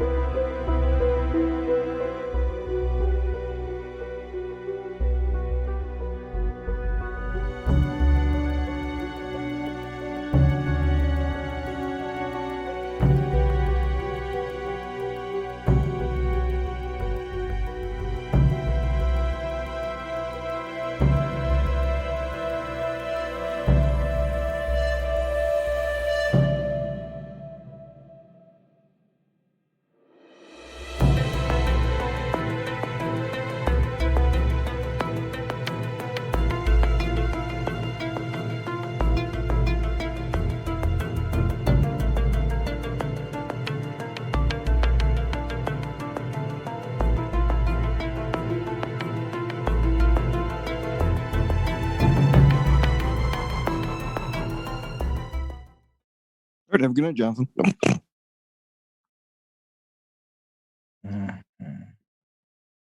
You're muted. You're not coming in, David. Of course I'm muted. Why would I not be muted talking to everybody? We are back. Thank you, viewers, for joining us and going along this wonderful, fun roller coaster ride that is our dumpster fire shit show from week to week. Yay. If it's I can smell beer. Vampire the Masquerade, it has to be a shit show and a dumpster fire, or it wouldn't be any fun. Exactly. Just taking a quick moment to recognize some of our viewers here. There's a lot of us from the McStabber Studios, Macabre Derek. I don't know who else is in the Twitch with us because people keep coming in and out. But if you guys want to link your Discords, feel free. I think I put in links for your Twitch channels. Please give them a follow or a subscribe or any of that happy jazz. I'm sure they would love to have you follow along with their wonderful games that they have all throughout the week. We've come to love and like them accordingly. And likewise, they come and share their time with us as well. So let's get back to it. As they are drawing Jonathan's burn marks, Annabelle is going to kind of wander past the book in the glass because everyone seemed to kind of make a big deal out of it. So I'm going to roll a intelligence occult roll real fast. Please do. Nope, don't. I got one success, so I don't know shit. It's really interesting and neat and old and looks kind of important because it's under a glass case. And the fact that everybody kind of paid attention to it, that's about as far as it gets for you. Your brain's had enough to process over the last couple of hours. Oh yeah, for sure. She just thought, may as well take a look real fast. So Are you going to any other rooms? I don't know. I was just kind of following the group. It's not my house, and dictates. I mean, the rules dictate that I shouldn't just wander around someone's house, supervised, or here's a room, check out, sort of thing. So yeah. So is it kind of an open layout, Jonathan? Is it yeah, it's like very no open. doors and kind of things, or no? I usually don't have any guests. I usually don't entertain. Or it's like if I do have somebody, it's like one person, and it's like we're interacting face to face. Okay. So Virginia sketches away. I Virginia mentioned go ahead. The incident with the interesting thing. Right. That's the last thing we were. I would rather you actually tell him that in character so that Sam and Virginia and Tim can also engage in that, as well as Annabelle, because that would be a much more fun telling. But real quick, Virginia, if you will give me your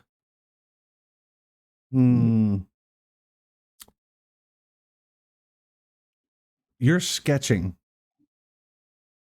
Yes. Let's go with wits and performance. Wits and performance. Ooh. Right, because this is really not your fun one. thing. Not ordinarily, no. I've got. You get the. I mean, that's a really 6. good roll for you. So It is a good roll. It's a 7 dice, and I got 6. okay, so the end result will be that you accurately portray what's been burned onto his flesh. If you had anything less than 3, it would. Yeah, it's a sketch. Yeah. A sketch with but as far as squiggles it all over the being place. useful for any purposes for Jonathan after the fact, it would have not have been. So good roll. Okay. Thank you. So everybody oogles at the glass cased book. Virginia breaks out a sketchbook, and Zeke asks, or Tim and Zeke both ask about, do you know anything about the warehouse fire that happened across the railroad tracks, pointing out your back door? The view is much nicer without the building obstructing it, but that's as much as I know about it. Did you know any of the tenants, perhaps? No. This is as how honest would you like me to be right now? Very. Okay. How honest would you like to be with us? Beforehand, I really didn't deal with a lot of kindred if I didn't have to. And I was thinking maybe I would change that, but now I'm regretting that decision. I can understand. Yes. Welcome to the shit show, Mr. Keats. To borrow a phrase of yours, were you aware of the experiment going on in that building? No, I just said I don't. I didn't know anyone there. I don't. Mr. Keith, Oh. you have to. You have to understand. Mr. White is a little slow, so do forgive his lack of understanding of the English language. He'll just turn to her and smile, and then turn back. Mr. White, no one likes your fucking games with your words and shit. Spit it out. Well, Mr. Toon and a former associate of ours, a young gentleman with a box cutter, decided that us and Mr. Costa would like to go inside. So we, made our way in, investigating because we had some business over there, and came across one of the most horrifying yet delicious looking experiments. Delicious to you, maybe, Mr. White. It was Yes. a fucking It was disgrace, is horrifying. what it was. It was 3 carcasses, yet they were still alive. They were all connected by tubing, their hearts on display for everyone to see. And the blood was pooling into, what would you say, a chalice, cup, bowl, something of similar sort. Well, our associate took one look at it and decided the best course of action was to not stab the victim so they would bleed out and die peacefully, but to blow each of their heads off summarily. This earned the ire of some angry persons, and we were called blasphemers, as we were all shot upon. We henceforth left, and learned next morning it was on fire, and it burnt down. I'm gonna start using basically one of the beakers to like put blood and then a little bit of the scotch in there, and I'm gonna start swirling it.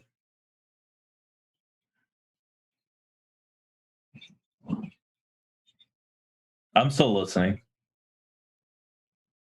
Does that sound familiar to you, Mr. Keats? Oh damn! I'll look at Annabelle. How many different ways do I have to go about this? Is it 12? Is it 13? Is there a special number? I think we're all trying to find that number, Mr. Keats. Mr. White. Use Mr. my words, Keats yes. has made it abundantly clear he knows nothing of this warehouse or its inhabitants or what they were doing. So if you have a question about the warehouse, he doesn't have an answer, it would seem. So why do you keep asking him these questions? Blunt honesty, suspicion. Okay, you can be suspicious, but considering the fact that you all are so loose-lipped around newcomers, I wouldn't be too worried what he does or doesn't know at this point. So maybe we can stop the games and mistrust and at least give each other a benefit of the doubt and assume that we're not going to stake one another in our sleep. Gonna start drinking this concoction that I made.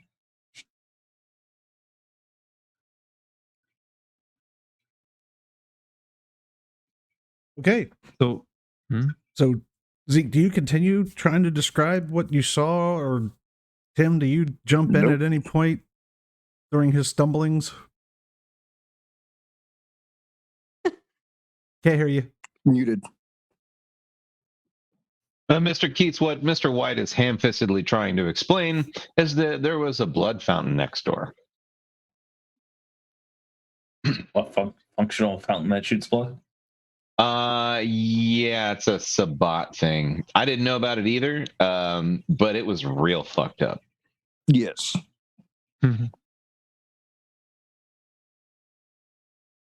That So, tracks with this town. Just so you know what's going on in the neighborhood. Yes, but we also saw somebody there, somebody of importance, didn't we, Mr. Toon? Indeed, we did. Why don't you share?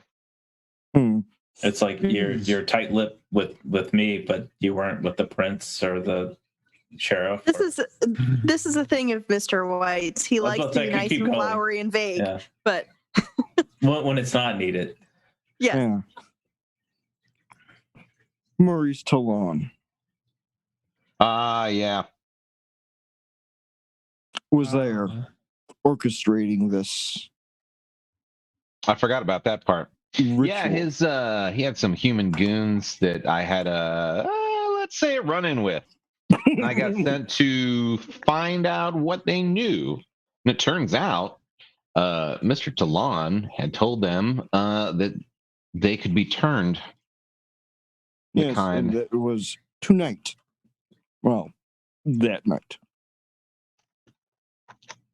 So the harpy is the okay. Yeah, he's a piece of scum.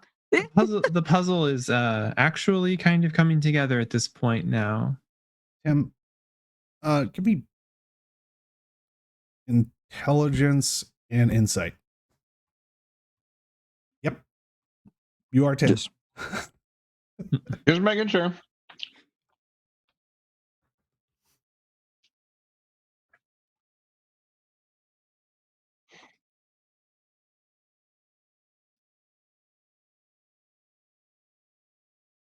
Three successes. Okay, so as you're starting to recall the events, it comes to mind that Walter Quince was there. Ramona was there. The old guy, Mr. Theron, was there. Yeah. Yeah. That elderly gentleman that Miss Annabelle had, he was part of that group, along with one Walter Quince and our dear sheriff. Oh, yes, they were there, weren't they? Oh, yeah. I'm not even remotely surprised to hear that Ramona was there. She is not to drag the name of a dog, but she is a traitorous dog, if there is one. As for Mr. Theron, he has been extradited to a different location, as it were. So he will not be an issue anymore for this territory. You don't think Giorgio's going to want to question him? That is out of my hands now. Where does he put on a buck? You got him. That is on you. Yes. It is my problem, and I have handled the problem through the appropriate channels with all fair and due information, respectfulness to this gathering. Jonathan, there's a knock at your door as she's talking. Keep going. Just one thing. I am going to bring a colleague of mine up. Is he aware of the masquerade? He is not. So don't say anything around him and be very... Same. Same. Everybody Annabelle who pulls blush, go ahead and rouse. Yeah. Yep. Annabelle is going to move into a corner and just use Cloak of Shadows, so I don't have to rouse check. I'll just stand still. I don't get hungry. I don't either. Gonna say, Annabelle, if you're looking, you could probably see, like, in the corner of your eye in the next room, there's like don't portraits of like children and stuff like that, like going back from like the 1800s, and you probably see like some old clothes. Like, I do not get hungry. And you guys are dice rollers today. There we go. Gotta make it for the fact Except for that you. Ezekiel. Yeah, we gotta make it. We gotta make it for the fact that your dice hate us right now. I can't make it Mhm. hunger 0, and I've got 2 hunger 7. tonight. 7. That trip didn't last very long.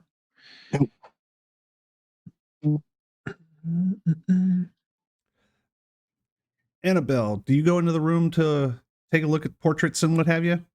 No, I'm using Cloak of Shadows, so I can't move. I was Okay. just going to stay here and kind of lurk. I'm not going to Blush of Life, so Okay. And Zeke, just- did you blush of life? I blushed a life as my unassuming self. Okay. Excellent. So, Jonathan, yes.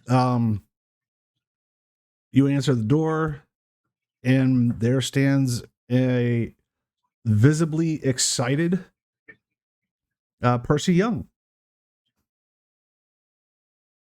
And he's clutching a satchel, almost like a messenger bag kind of thing. I'm big probably old- answer. No, go ahead. Go ahead. I was gonna say I'm probably answering the door without a shirt and visibly fucked up. Okay. He doesn't notice right away. His excitement has got him. He thrusts a 100-year-old bottle of single malt scotch at you. You're too good to me, and Percy. pushes past you without even noticing your chest and starts talking. Oh my God. You know, I've been gone for a while. You would not believe. And he kind of walks in and then sees Zeke, Tim, Sam, and Virginia. Oh, you have company and lots of it. I Hello? can't have more than one friend. Oh, I just didn't expect. Hello. And he smiles, kind of chuckles a little bit, and waves. I'm Pleasure. Percy. Evening. Percy Young. Tim. Nice to meet you. Virginia. Nice to meet you. And he kind of lingers looking at Virginia and Sam with their beautiful selves and just kind of holds for a moment. You've got a new class of friends, didn't you? I swear being beautiful is a curse. You know, the writing doesn't always cut it. You know, these are colleagues of mine. I'm Wow. going to move to kind of block this new person's view of the manifesto book, but just nod my head. Okay. Hey, what's the occasion? You're having a party? Something like that. This newfound friendships. You know, I figured I'd have them over. You know, but Well, cool. Pour a drink for everybody. We got reasons to celebrate. absolutely, Percy. What are we celebrating? Oh, I'll get to that. Get us a drink. We got to have a drink. You're gonna love this. And I'll get appropriate glasses and you know, pour everyone a drink. So, I was over in Appalachia. I've been spending some weeks over there doing some digging and doing some research and just kind of looking into things and kind of, you know, because I got hooked on some of the history around here, and because since you're here, it was like I might as well look into it. And you know me, I just got to go check stuff out. I found something, and it's really, really amazing. If the moment you offer him a glass, he takes it. Here's to the unknown. And he holds up a toast. We'll To the unknown. yeah, To the hold it up unknown. as well. To the unknown. Toast. He clinks glasses and he drowns it. Mazel tov. I'm going to pretend to sip it, but not actually drink any. Gotcha. I'm doing the same. Gotta keep up appearances and all. I will drink it, Okay. at least some of it. Well, for the time being, you can drink and hold it down without regurgitating it and with a pool of blood to go with it. You're cool. It does not taste like what scotch should taste like. You're a vampire. It tastes like diesel fuel. It's awful. So delicious. did you Oh, know this is- do you know anything about the American history, like the Native American history in this region, like how old it is and how far back it goes? Yeah, it goes back a long time. Yeah, like a few thousand years actually. Right. You know, almost to, well, anyway, I'll spare you some details. Check this out. Mhm. And he hands you the satchel. Yeah, I'll take it. Okay. You undo the two leather belts that hold the flap over, open it. When you look inside, there's like a kind of a leathery cloth wrapped something. Come on, open it. I'll You- open you it guys hastily. any of you guys from like the school or anything? I mean, like, because you two look like, wow. Yeah. Looks like Sam and Virginia. You've got to be like students over here, right? Because damn. Yeah, And he these just- are my he these, keeps these are my flipping his my look back to patrons. Virginia. Oh, I've dabbled in journalism. Always Cool. learning. I Cool. got a little bit of art here and there. Well, this isn't journalism or art, but it's really cool. Cool. Yeah, I'll unwrap it and see what you got. When you unwrap it, it looks like a severed, desiccated, almost mummified hand of some kind. It's overly large, clear claws on each of the 5 digits, and dried, desiccated, matted fur. Tell me that's not a fucking bear. I know that's not a fucking bear. What's not a bear? I'm gonna He wildly gestures at the thing that Jonathan is holding now, unwrapped from the leather. going to analyze this because I think I know what it is. Look, okay, so I was checking out some of the history here in Appalachian. I mean, like not even 20, 30 miles from here in an old abandoned copper mine.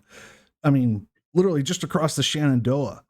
And apparently there's like these old Aboriginal Native Americans that lived here that apparently had some kind of genetic thing where they were huge and hairy as fuck. I mean, look at that thing. We found this in the bottom of a mine.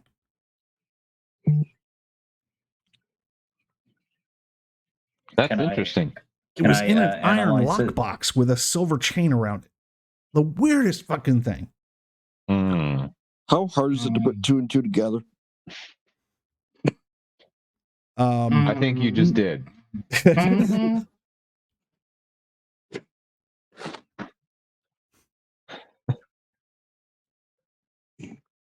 No, there you have to run tests on it. You got to make sure, just I'm seeing it. Jonathan, look at it. That's like a I see man's it. hand, like twice as big. I believe it, but that was a thing around here as well to like sew things together and like just create a whole bunch of. Pulls a pen out of his shirt pocket real quick and he points to like the ring finger of this palm up hand. He says, "Tell me that's not a ring indention. Tell me that's not a ring indention on that finger. Hmm. Bears don't wear rings, Jonathan."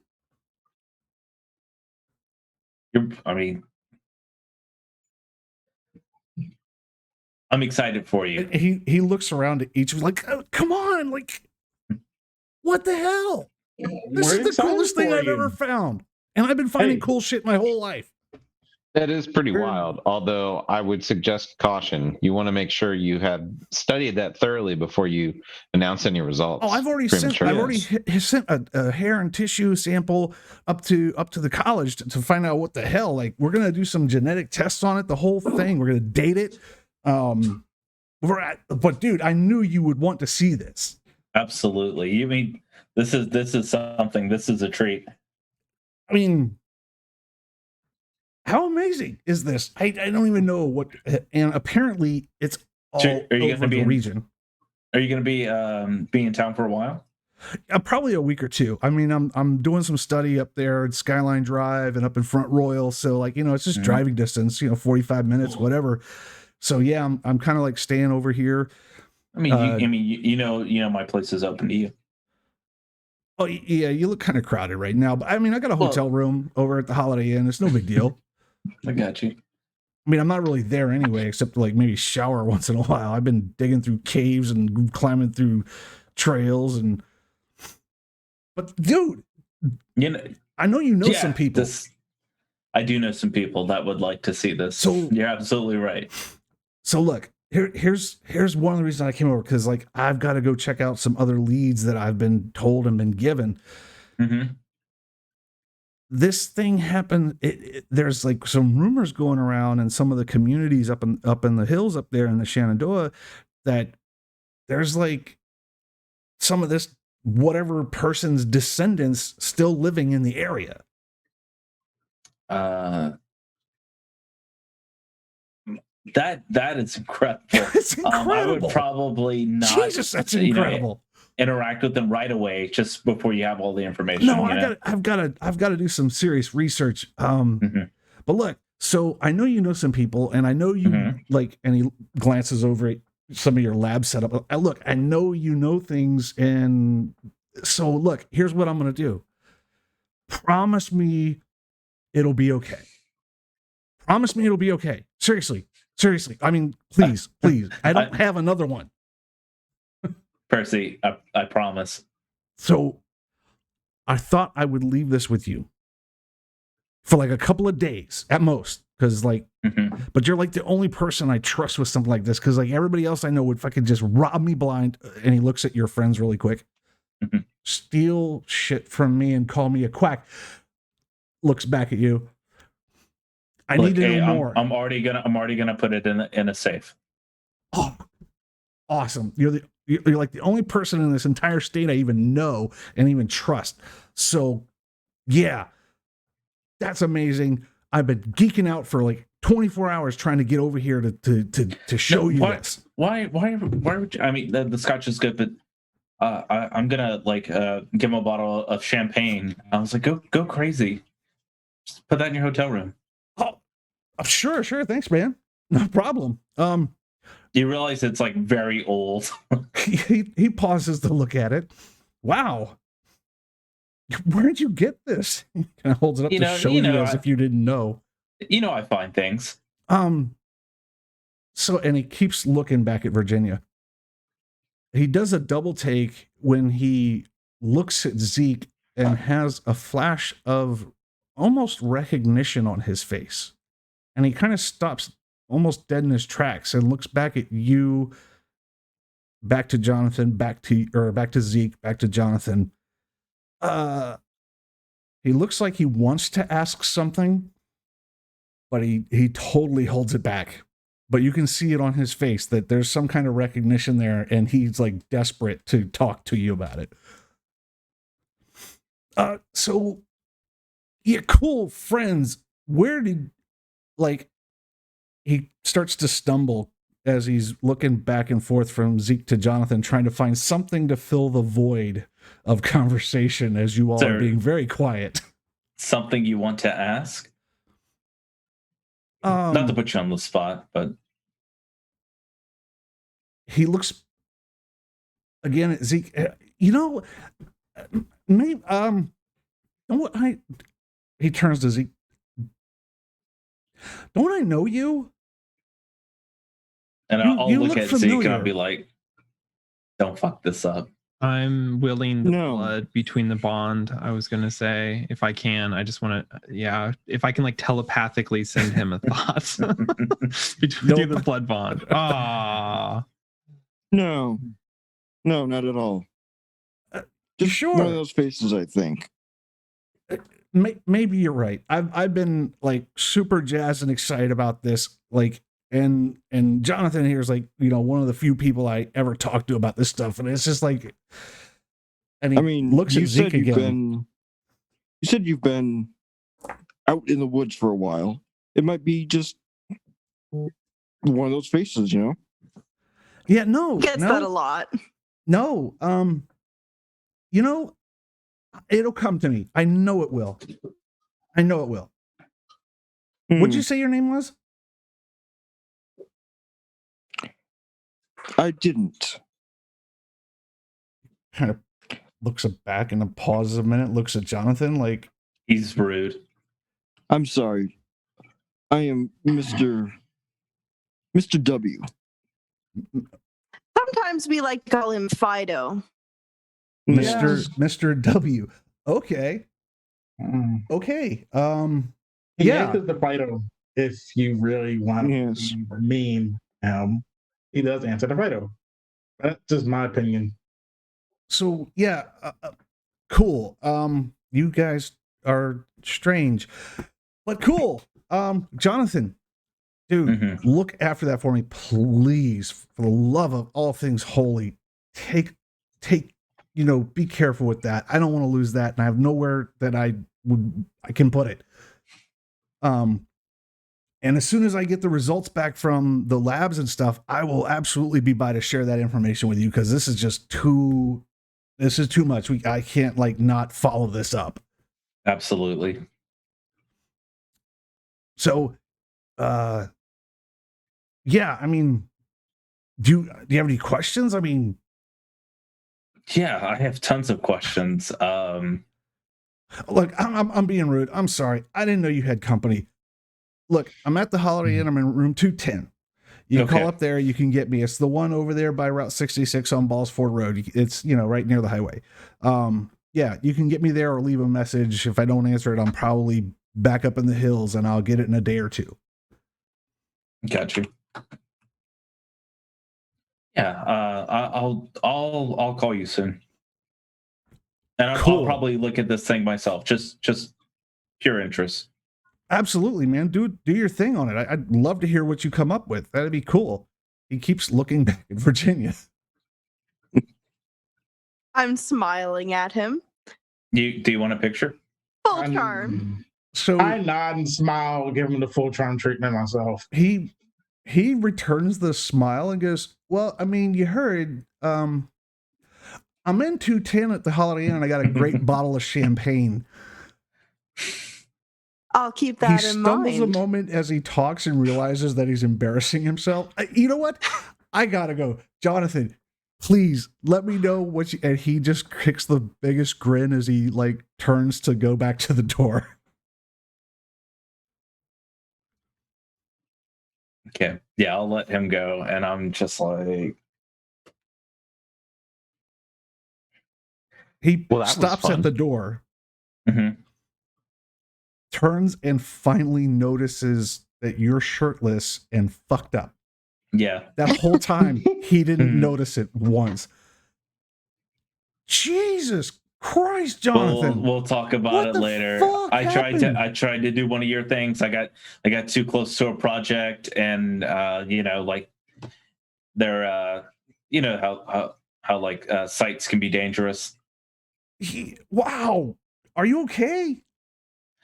Yeah, I can't talk about the specifics. It's an ongoing thing, but I have a lot to share with you. What did you do? Lick a transformer? Good God! We'll talk soon. Yeah. Hey, sorry to interrupt. Y'all have a fun time doing. Yeah, you know where to find me, and you know where to find me. And he points at you. I gotta go. I'll just smile and nod. You have a And- good night, Percy. Hey, Have a good nice night. meeting you, Tim, Sam, Virginia, right? Virginia. And he kind of drops all pretense and goes, Fido. Fido. And he Fido. walks out the door. Ezekiel just bark.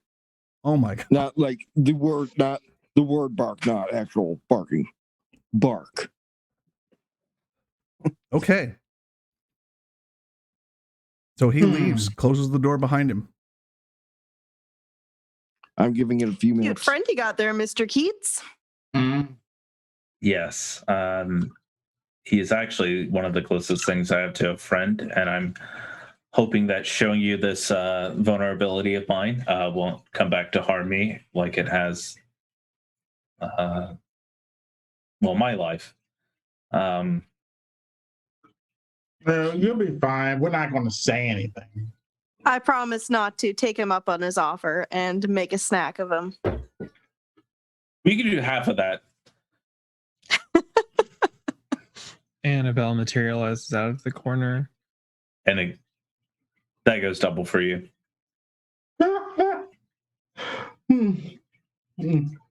He's more likely to cause Scream. his own destruction. He'll than probably anything. scream. He might scream if he sees Annabelle pop out of the shadows. So, yeah. I have a sneaky Anyway. suspicion a lupine will take care of that problem for us.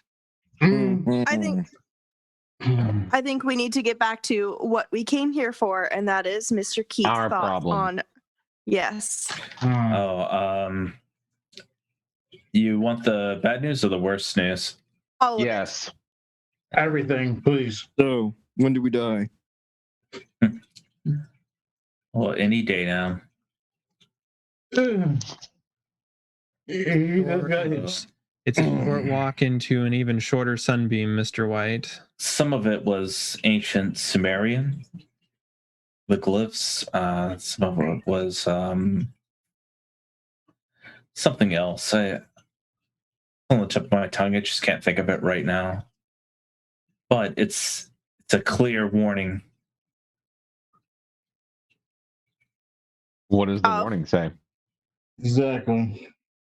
Those that lie here should never taste the nectar of vitae again, nor shall they know death eternal. Leave them forever to their fate of never-ending nightmare slumber. Leave them forever as a warning to all who might follow the woes to them that might tempt the universe. There are forces and powers hidden from light, forces not meant for curious minds.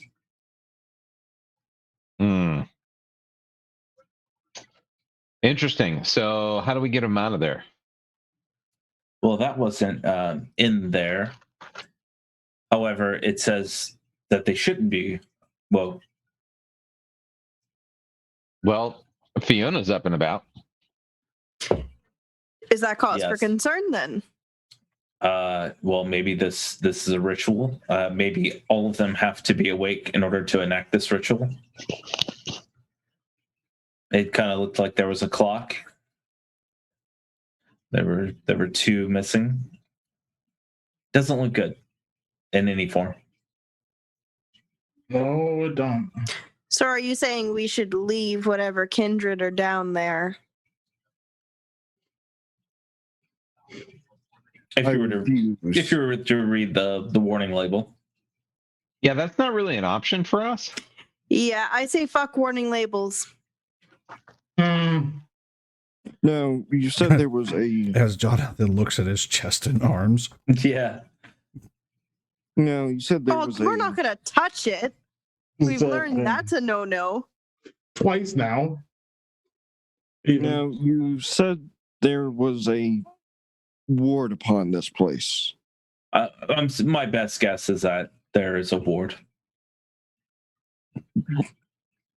Is there a way to disarm said ward? Well, I will bring all of this information to the Chantry because, as versed as I am in the occult, there are people that know an incredible more than me. Well, cool. So how much time do you need to get that done? I'm looking at my laptop. Did I get any answer? Answer from your My sire? sire. Yeah. Not yet. Well, we did have an invitation to the library. We could go and see how that fares. Probably wouldn't. Yeah. No. But are you feeling in any condition to go to the Chantry, Mr. Keats? Yeah, I could stop by the library, especially with this, and I'll look at the werewolf hand. Do you require more vitae? We can always Yes. make a stop. It occurs to each of you that there are about 2 hours of night left. Mm-hmm. Ah, shit. I guess we have to go another night then, because Yep. tonight's out of the question. Yeah, it's pretty much done. And I do Miss need Stone- somebody's blood as well. Does it have All to right. be? Does it have to be still I will. living blood, Mr. Keats? I use a fingernail, Mm-hmm. cut into my arm, and say, "Where do you want it?" In a cup. I take the cup that I was drinking scotch out of, and I put a bit in there, I guess, and then I will seal it. So Will that be enough? you'll gain a hunger. I will Yep. down it.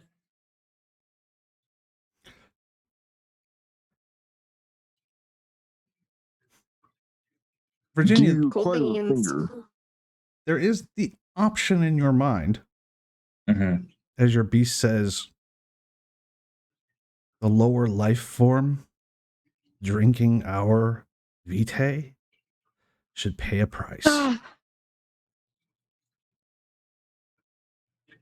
But his works are beautiful. I wouldn't necessarily say he was lesser.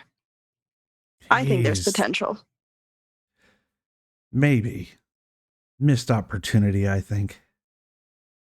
Missed opportunity. Seems we agree.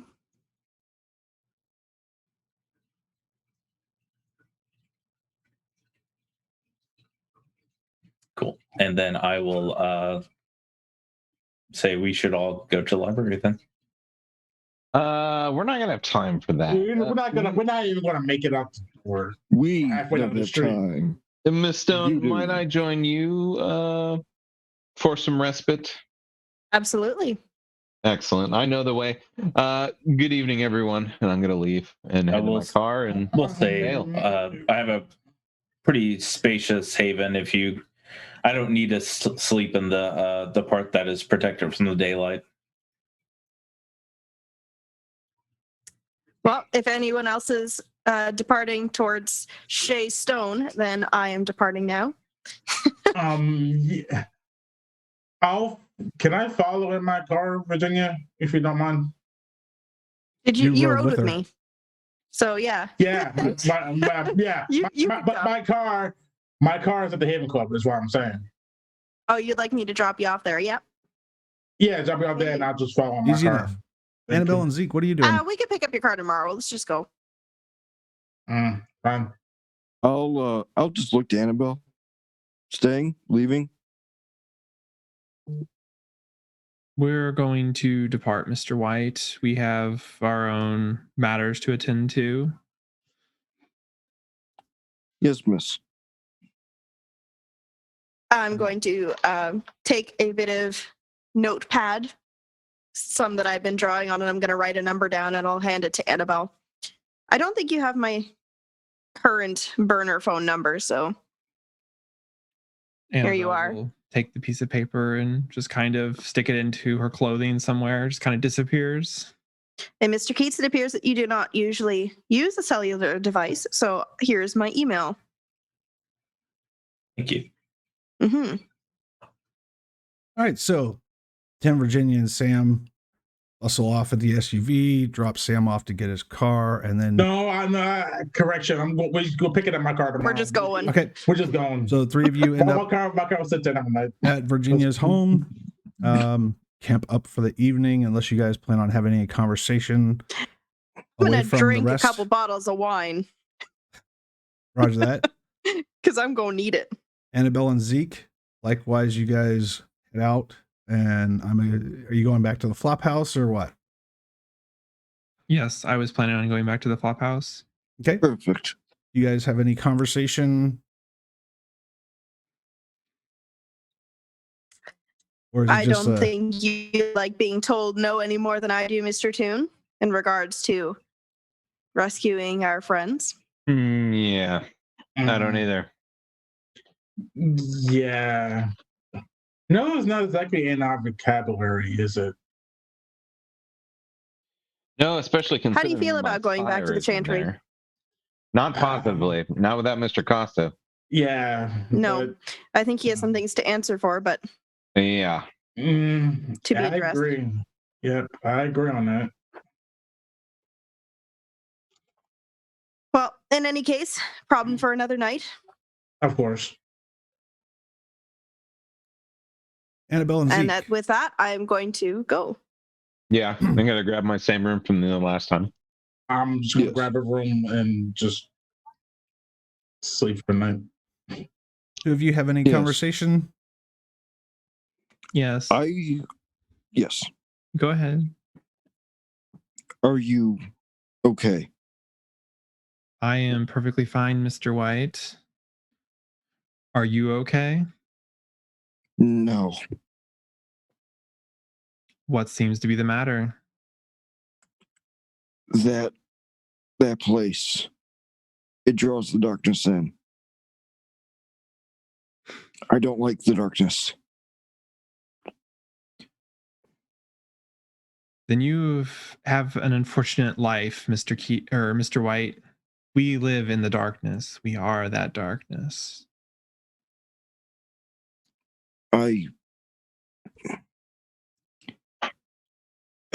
Back at the club, I had a episode, Yes. and I saw you in danger. Do tell. Except it wasn't you. Oh. Then how could it have been me in danger? You were younger. And wearing this exquisite dress. And in a field. During the daylight. And it felt right. But then I heard a voice as it ripped you apart.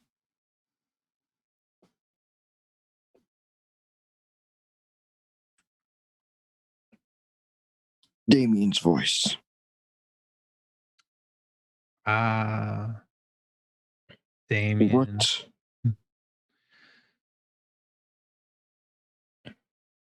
Why would I hear his voice? Why wouldn't you, What? Mr. White? We all answer to our clans in our own ways, our blood, what makes us who we are. So why wouldn't you hear Damien's voice?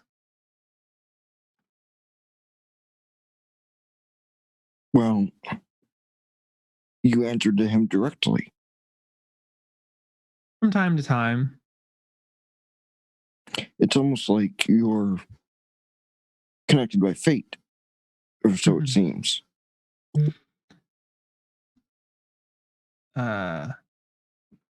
Fate is just the weak man's term for not controlling their own life, Mr. White. I don't like seeing you hurt like that. I appreciate your concern, Mr. White, but I am not injured. There's nothing wrong with me. All of my parts are here. May I touch you to confirm? Mr. White, go ahead. You can touch me. He will just touch your shoulder for a moment. Let go. You are real, and you are here. Yes. I never claimed to be anything else. I'm glad that you are here. Why are you glad that I'm here? I've been so mean to you. You make things feel right. Oh, maybe we shouldn't be speaking of this with the gentleman in the trunk. Like I said, the gentleman in the trunk has been that situation has been remedied, so did he pay for his crimes at least? I do not know. Very well. Back to the lovely bathroom then. Of course, of course.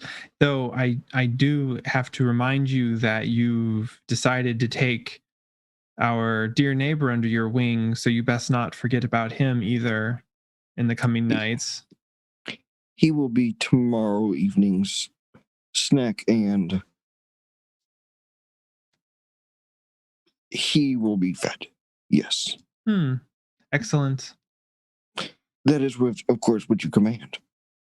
No, I'm not commanding anything of you, Mr. White. I'm just reminding you to not leave your obligations unfulfilled. As you wish. And he will grow silent at that. Just continue on towards the flop house, even though it's not that far away. So Right, not that far at all. Jonathan, Yes. there you stand, holding what appears to be a severed hand of a lupine. Yeah. As everyone exits your home, what is going through your mind? How fucked I and Percy are at the moment. Yeah. For everyone else, Percy is a touchstone. He is not a herd member. So I am going to grab my laptop, and I'm going to start doing the reach in the cabinet with the blood that I got those episodes ago, and Okay. actually start dealing with that. However, I am going to call voice call on my my laptop. I'm going to call Grace and see if she answers.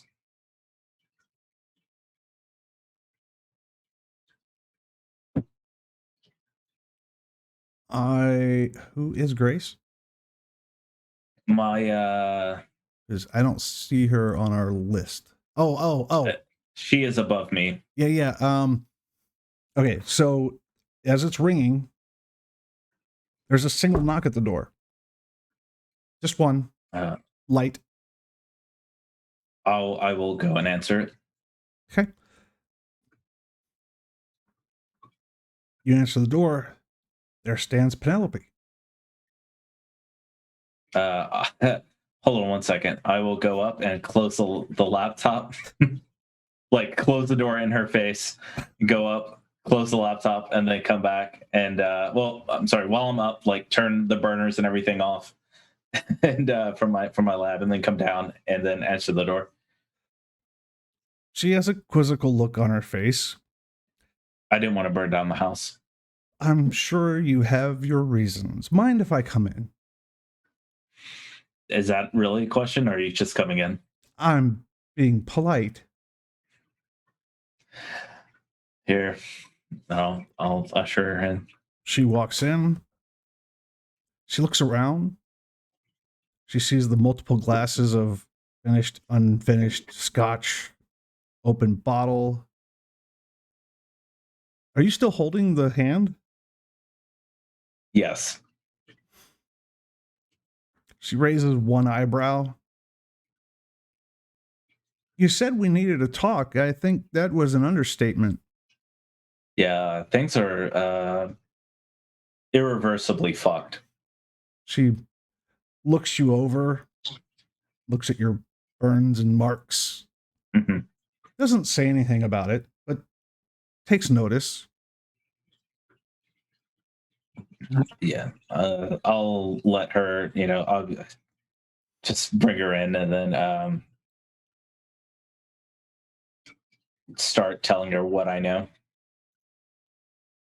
So, are you going to make me stand the whole time?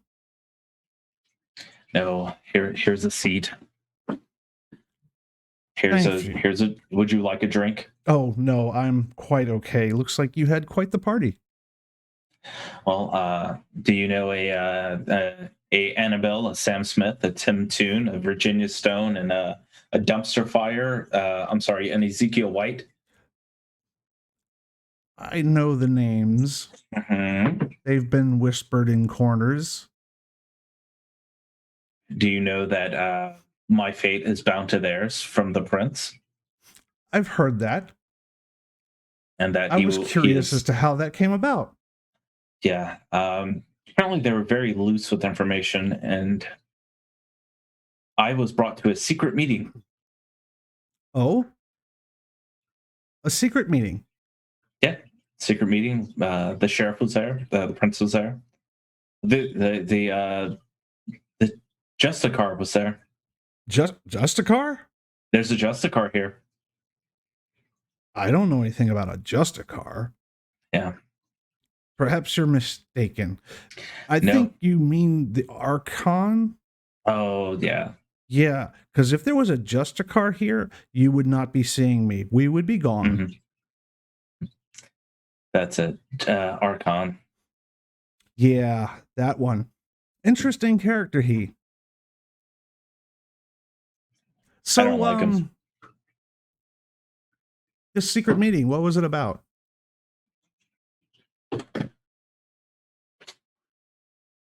Hold on one second. Let me look at my notes and see what I'm willing to divulge.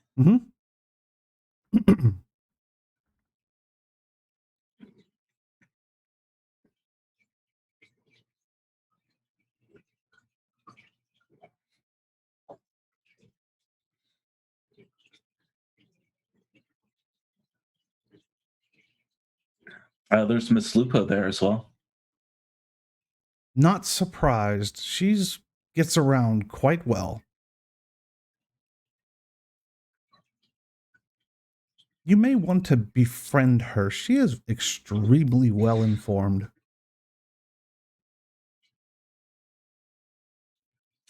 Well, I know the old man that was finally brought together this episode. For you, Sylvanov. What was the name of the old man that was Theron? in? Yeah, that was in Annabelle's vehicle. Theron? Theron. Close enough. Well, Theron is taken care of. He is off the board. Okay. Let's see. Mr. Costa is nowhere to be found. That's curious. We were tasked with bringing the Toreador Primogen in, but however, she arrived at Miss Stone's club. I guess, actually, Fiona's club, as it were, and she is going to be meeting with him soon. Yeah, she's been all up in Giorgio's business in the last couple of hours. Apparently, she showed up at his home. Mm. Apparently, it was quite the scene. Apparently, from That's the prince rumors himself. and chit chat for harpies and toreadors. Did you get the gift from the Chantry? Yes, and I was about to start working on that. I do have, I'll toss the lupine hand on the table. She avoids looking at it at this point. So have you played with the gift at all? I have not. I am about to. I don't know if I should tell you this or not. I'm not supposed to. How many times have you done what you were supposed to? By whose perception and opinion? By the others that gave you that role. Oh, never. So, you got the two toys? The two gifts? I do, and I'll take them out from their from when I stashed them away. She reaches both gloved hands out, picks them both up. See this one? Has the 1 on it? Mm-hmm. Maybe you'd be interested to know that that's a measure of blood from Mr. Walter Quince. the Bruja primogen in the domain? Mhm. Apparently a person of great interest as of late. He is. And how did we come about this blood? Oh, he was Just curious. delivered with a bow and wrapped paper and everything. Right to Hmm. Crowley's door. Just handed over, actually. Isn't that nice? Strangely enough, by your friends. But yeah, that's a little hasty. We're yet to see the She friendship. sets the number 1 down. She shifts the second jar to her now empty hand, holds it up. This is Fiona's blood. Do take care not to waste it.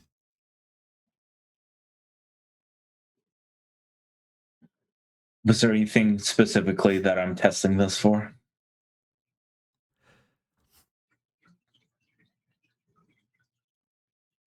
That depends. I'm not entirely sure of what you can do.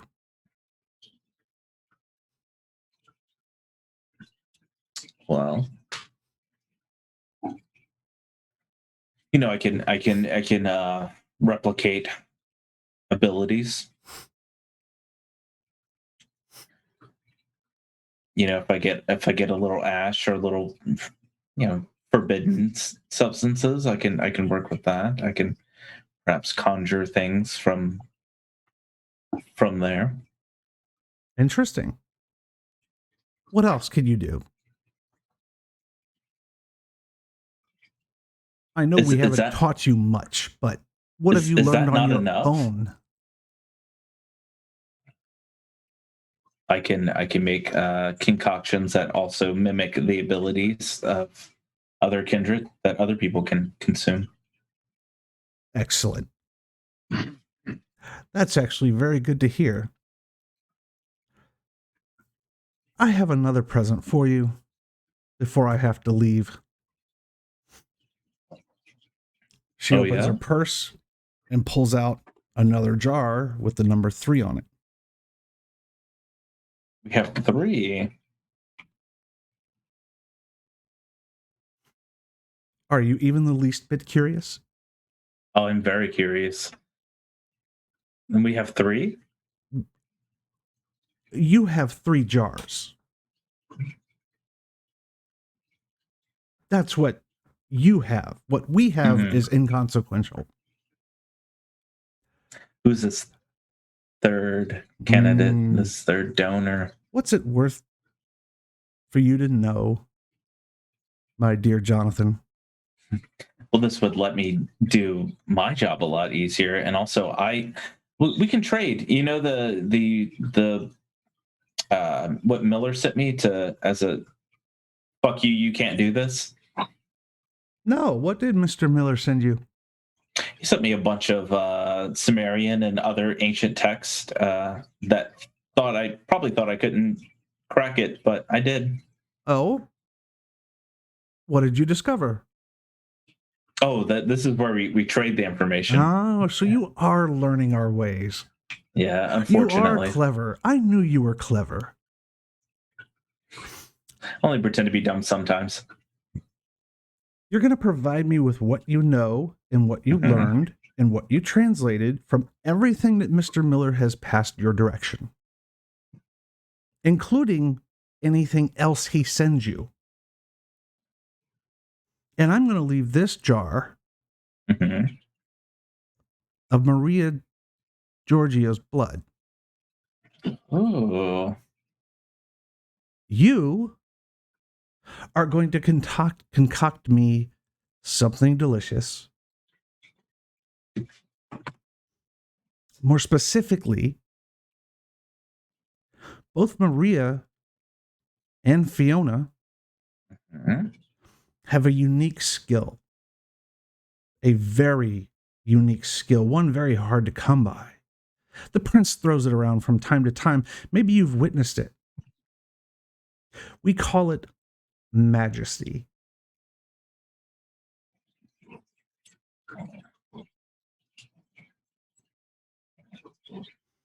That's the deal. There's no more communication or conversation needed to be had about this. The answer is yes. Thank you, Penelope. And I need to go. That's your cue to say thank you. Oh, thank you. Your grace and generosity truly knows no bounds. It really doesn't. I will be back in about 2 or 3 days. That should be enough time for you to do what it is that you do, right?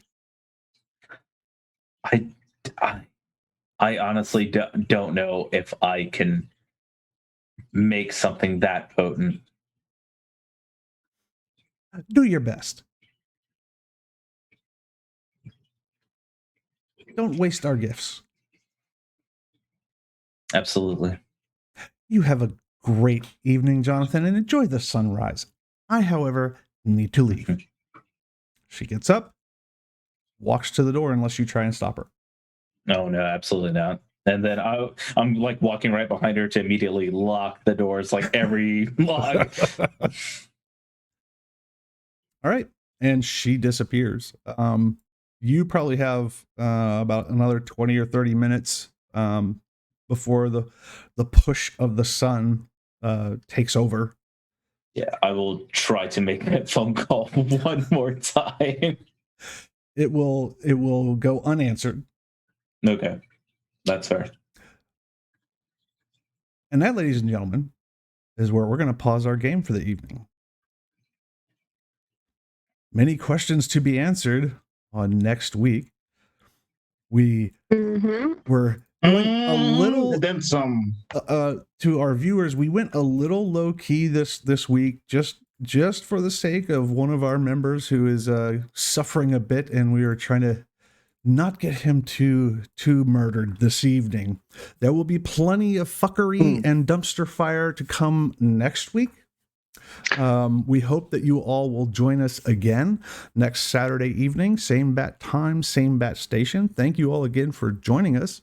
And as always, when we wrap up for the week, we like to do a high, low, and a nom. I know we kind of plateaued out this evening and kind of petered off into the sunrise as it is. But I promise next week will be much different.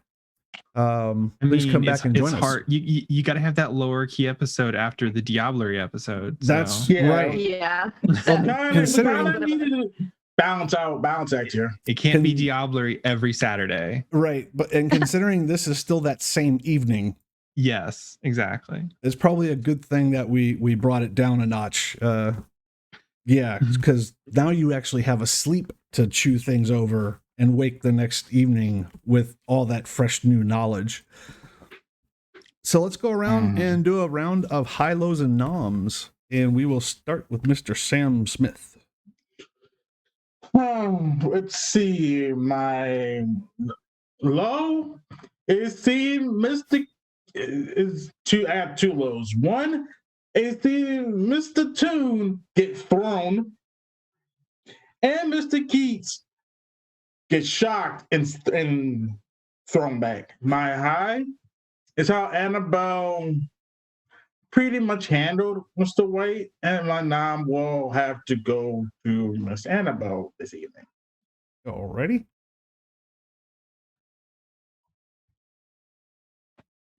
Jonathan. Oh man. Yeah, there's a lot of good scenes. Damn.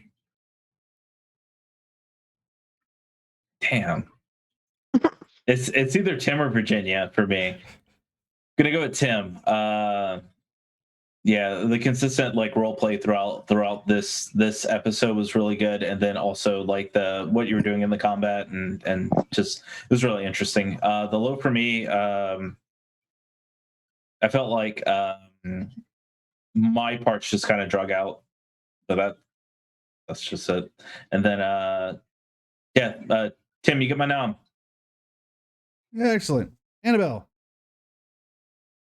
So my high goes for probably the whole cave scene, the underground cave scene thing.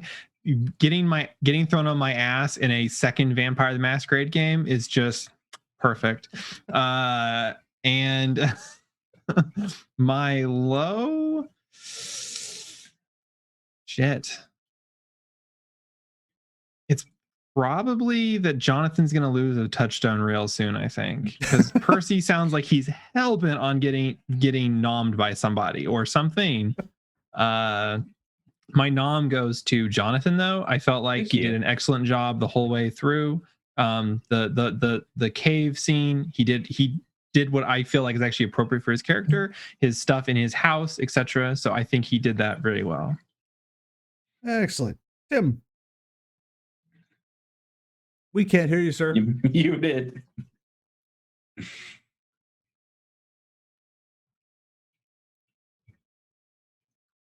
Nope. There it is. How about now? There you go. Yes. There you go. It said I wasn't muted, and yet I was muted. Anyway, my high would definitely be the cave that we got. It seems like we got some more information about what's going on down there, even if it won't pay off until next week. My low is just probably the pace tonight. Not a lot going on in particular. And my nom, yeah, I probably got to give Jonathan my nom, to be honest. All right. Virginia. All right. So my high for this session was actually just the role play in general. I think we all kind of are getting more and more comfortable with our characters as each game goes. So that was really cool to see how we are all interacting. My low probably would be not for Virginia's knowledge, but the player knowledge that the Chantry is up to some sketchy ass shit. And we delivered a bunch of things right into their hands. And we shouldn't have listened as much to some people as we did. So that's pretty shitty. My nom would probably also go to Jonathan because that was some pretty awesome work you did there. So bravo. Thank you for getting electrocuted. Mr. Yeah, Zeke. me as a player knew that was a terrible idea, but I'll fuck, man. Can't not do it. Right. Touch it.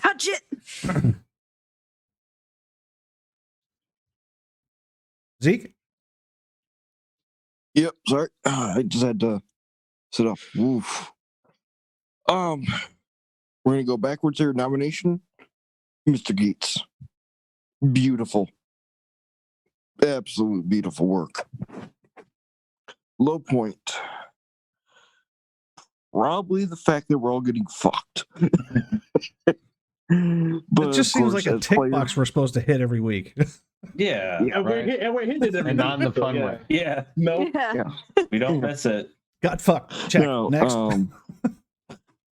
no, the more that pieces are hitting that should have hit a while back for Zeke, or at least were hinted at that he should have caught a little sooner. Okay. High point being Jesus Christ. Wow, werewolves in Appalachia. I thought that was hilarious. He's like, yes, werewolf, yes, weird, yes. I'm like, okay, I don't know you and you don't know me, but good for you for finding that. Well, at the very least, a lupine hand was found in Appalachia. Whether there or not is another story. High, low, and a nom for me. High, good interaction this week. As fun to watch you guys. Again, your characters are developing more rapidly now that you're becoming more comfortable together, which is awesome. Low for me this week was the pacing, and I will apologize to not just you guys, but also our viewing audience. That's me. I'm feeling a little off today. My body is doing weird things to me, and I feel like I'm being beat up. Hey, So it's kind of join worn the me club, down. brother. So that's on me, but sorry. I do get the pacing. Jonathan, you will get the extra XP this week. Congratulations. Everybody else gets 2. Bravo. Outstanding And job. here's the funny thing. Here's the 2 funny is all I thing. needed. Here's the funny thing. Virginia had a nom, and Jonathan had a nom this week. Yep. Yeah, well, my nom doesn't even really count. Sorry, Dad. I appreciate the nom. It did count. It just Yeah. wasn't enough. Exactly. So for our viewing audience, we will see you next week. We'll probably hang out for a little bit and do some after stream chat and talk about a couple of things that we need to go over. Other than that, thank you for coming out. And again, if you haven't checked them out, check out Macabre Derek, McStabber Studios, and anybody else that's been popping in and out. If I haven't seen you, please feel free to link the chat. And they also have Discord communities, which are outstanding places to hang out if you're role playing, if you're into VTM or D&D and all these other flavors of tabletop role playing games. Great communities, guys. Great communities. Please participate. Be a member of the community. Other than that, team, I was going to say subscribe. We don't Subscribe have to a someone subscribe option yet. Oh, damn. Subscribe to McStabber. Subscribe We'll take the to follows. Recommend. We'll take the follows. Recommend Derek. follows. We recommend follows, but yeah, do subscribe to McStabber Studios because they just did a Blade in the Dark's one shot. So yeah, go take a look. We will see you all next week. Much love to you all. Be nice and kind to each other.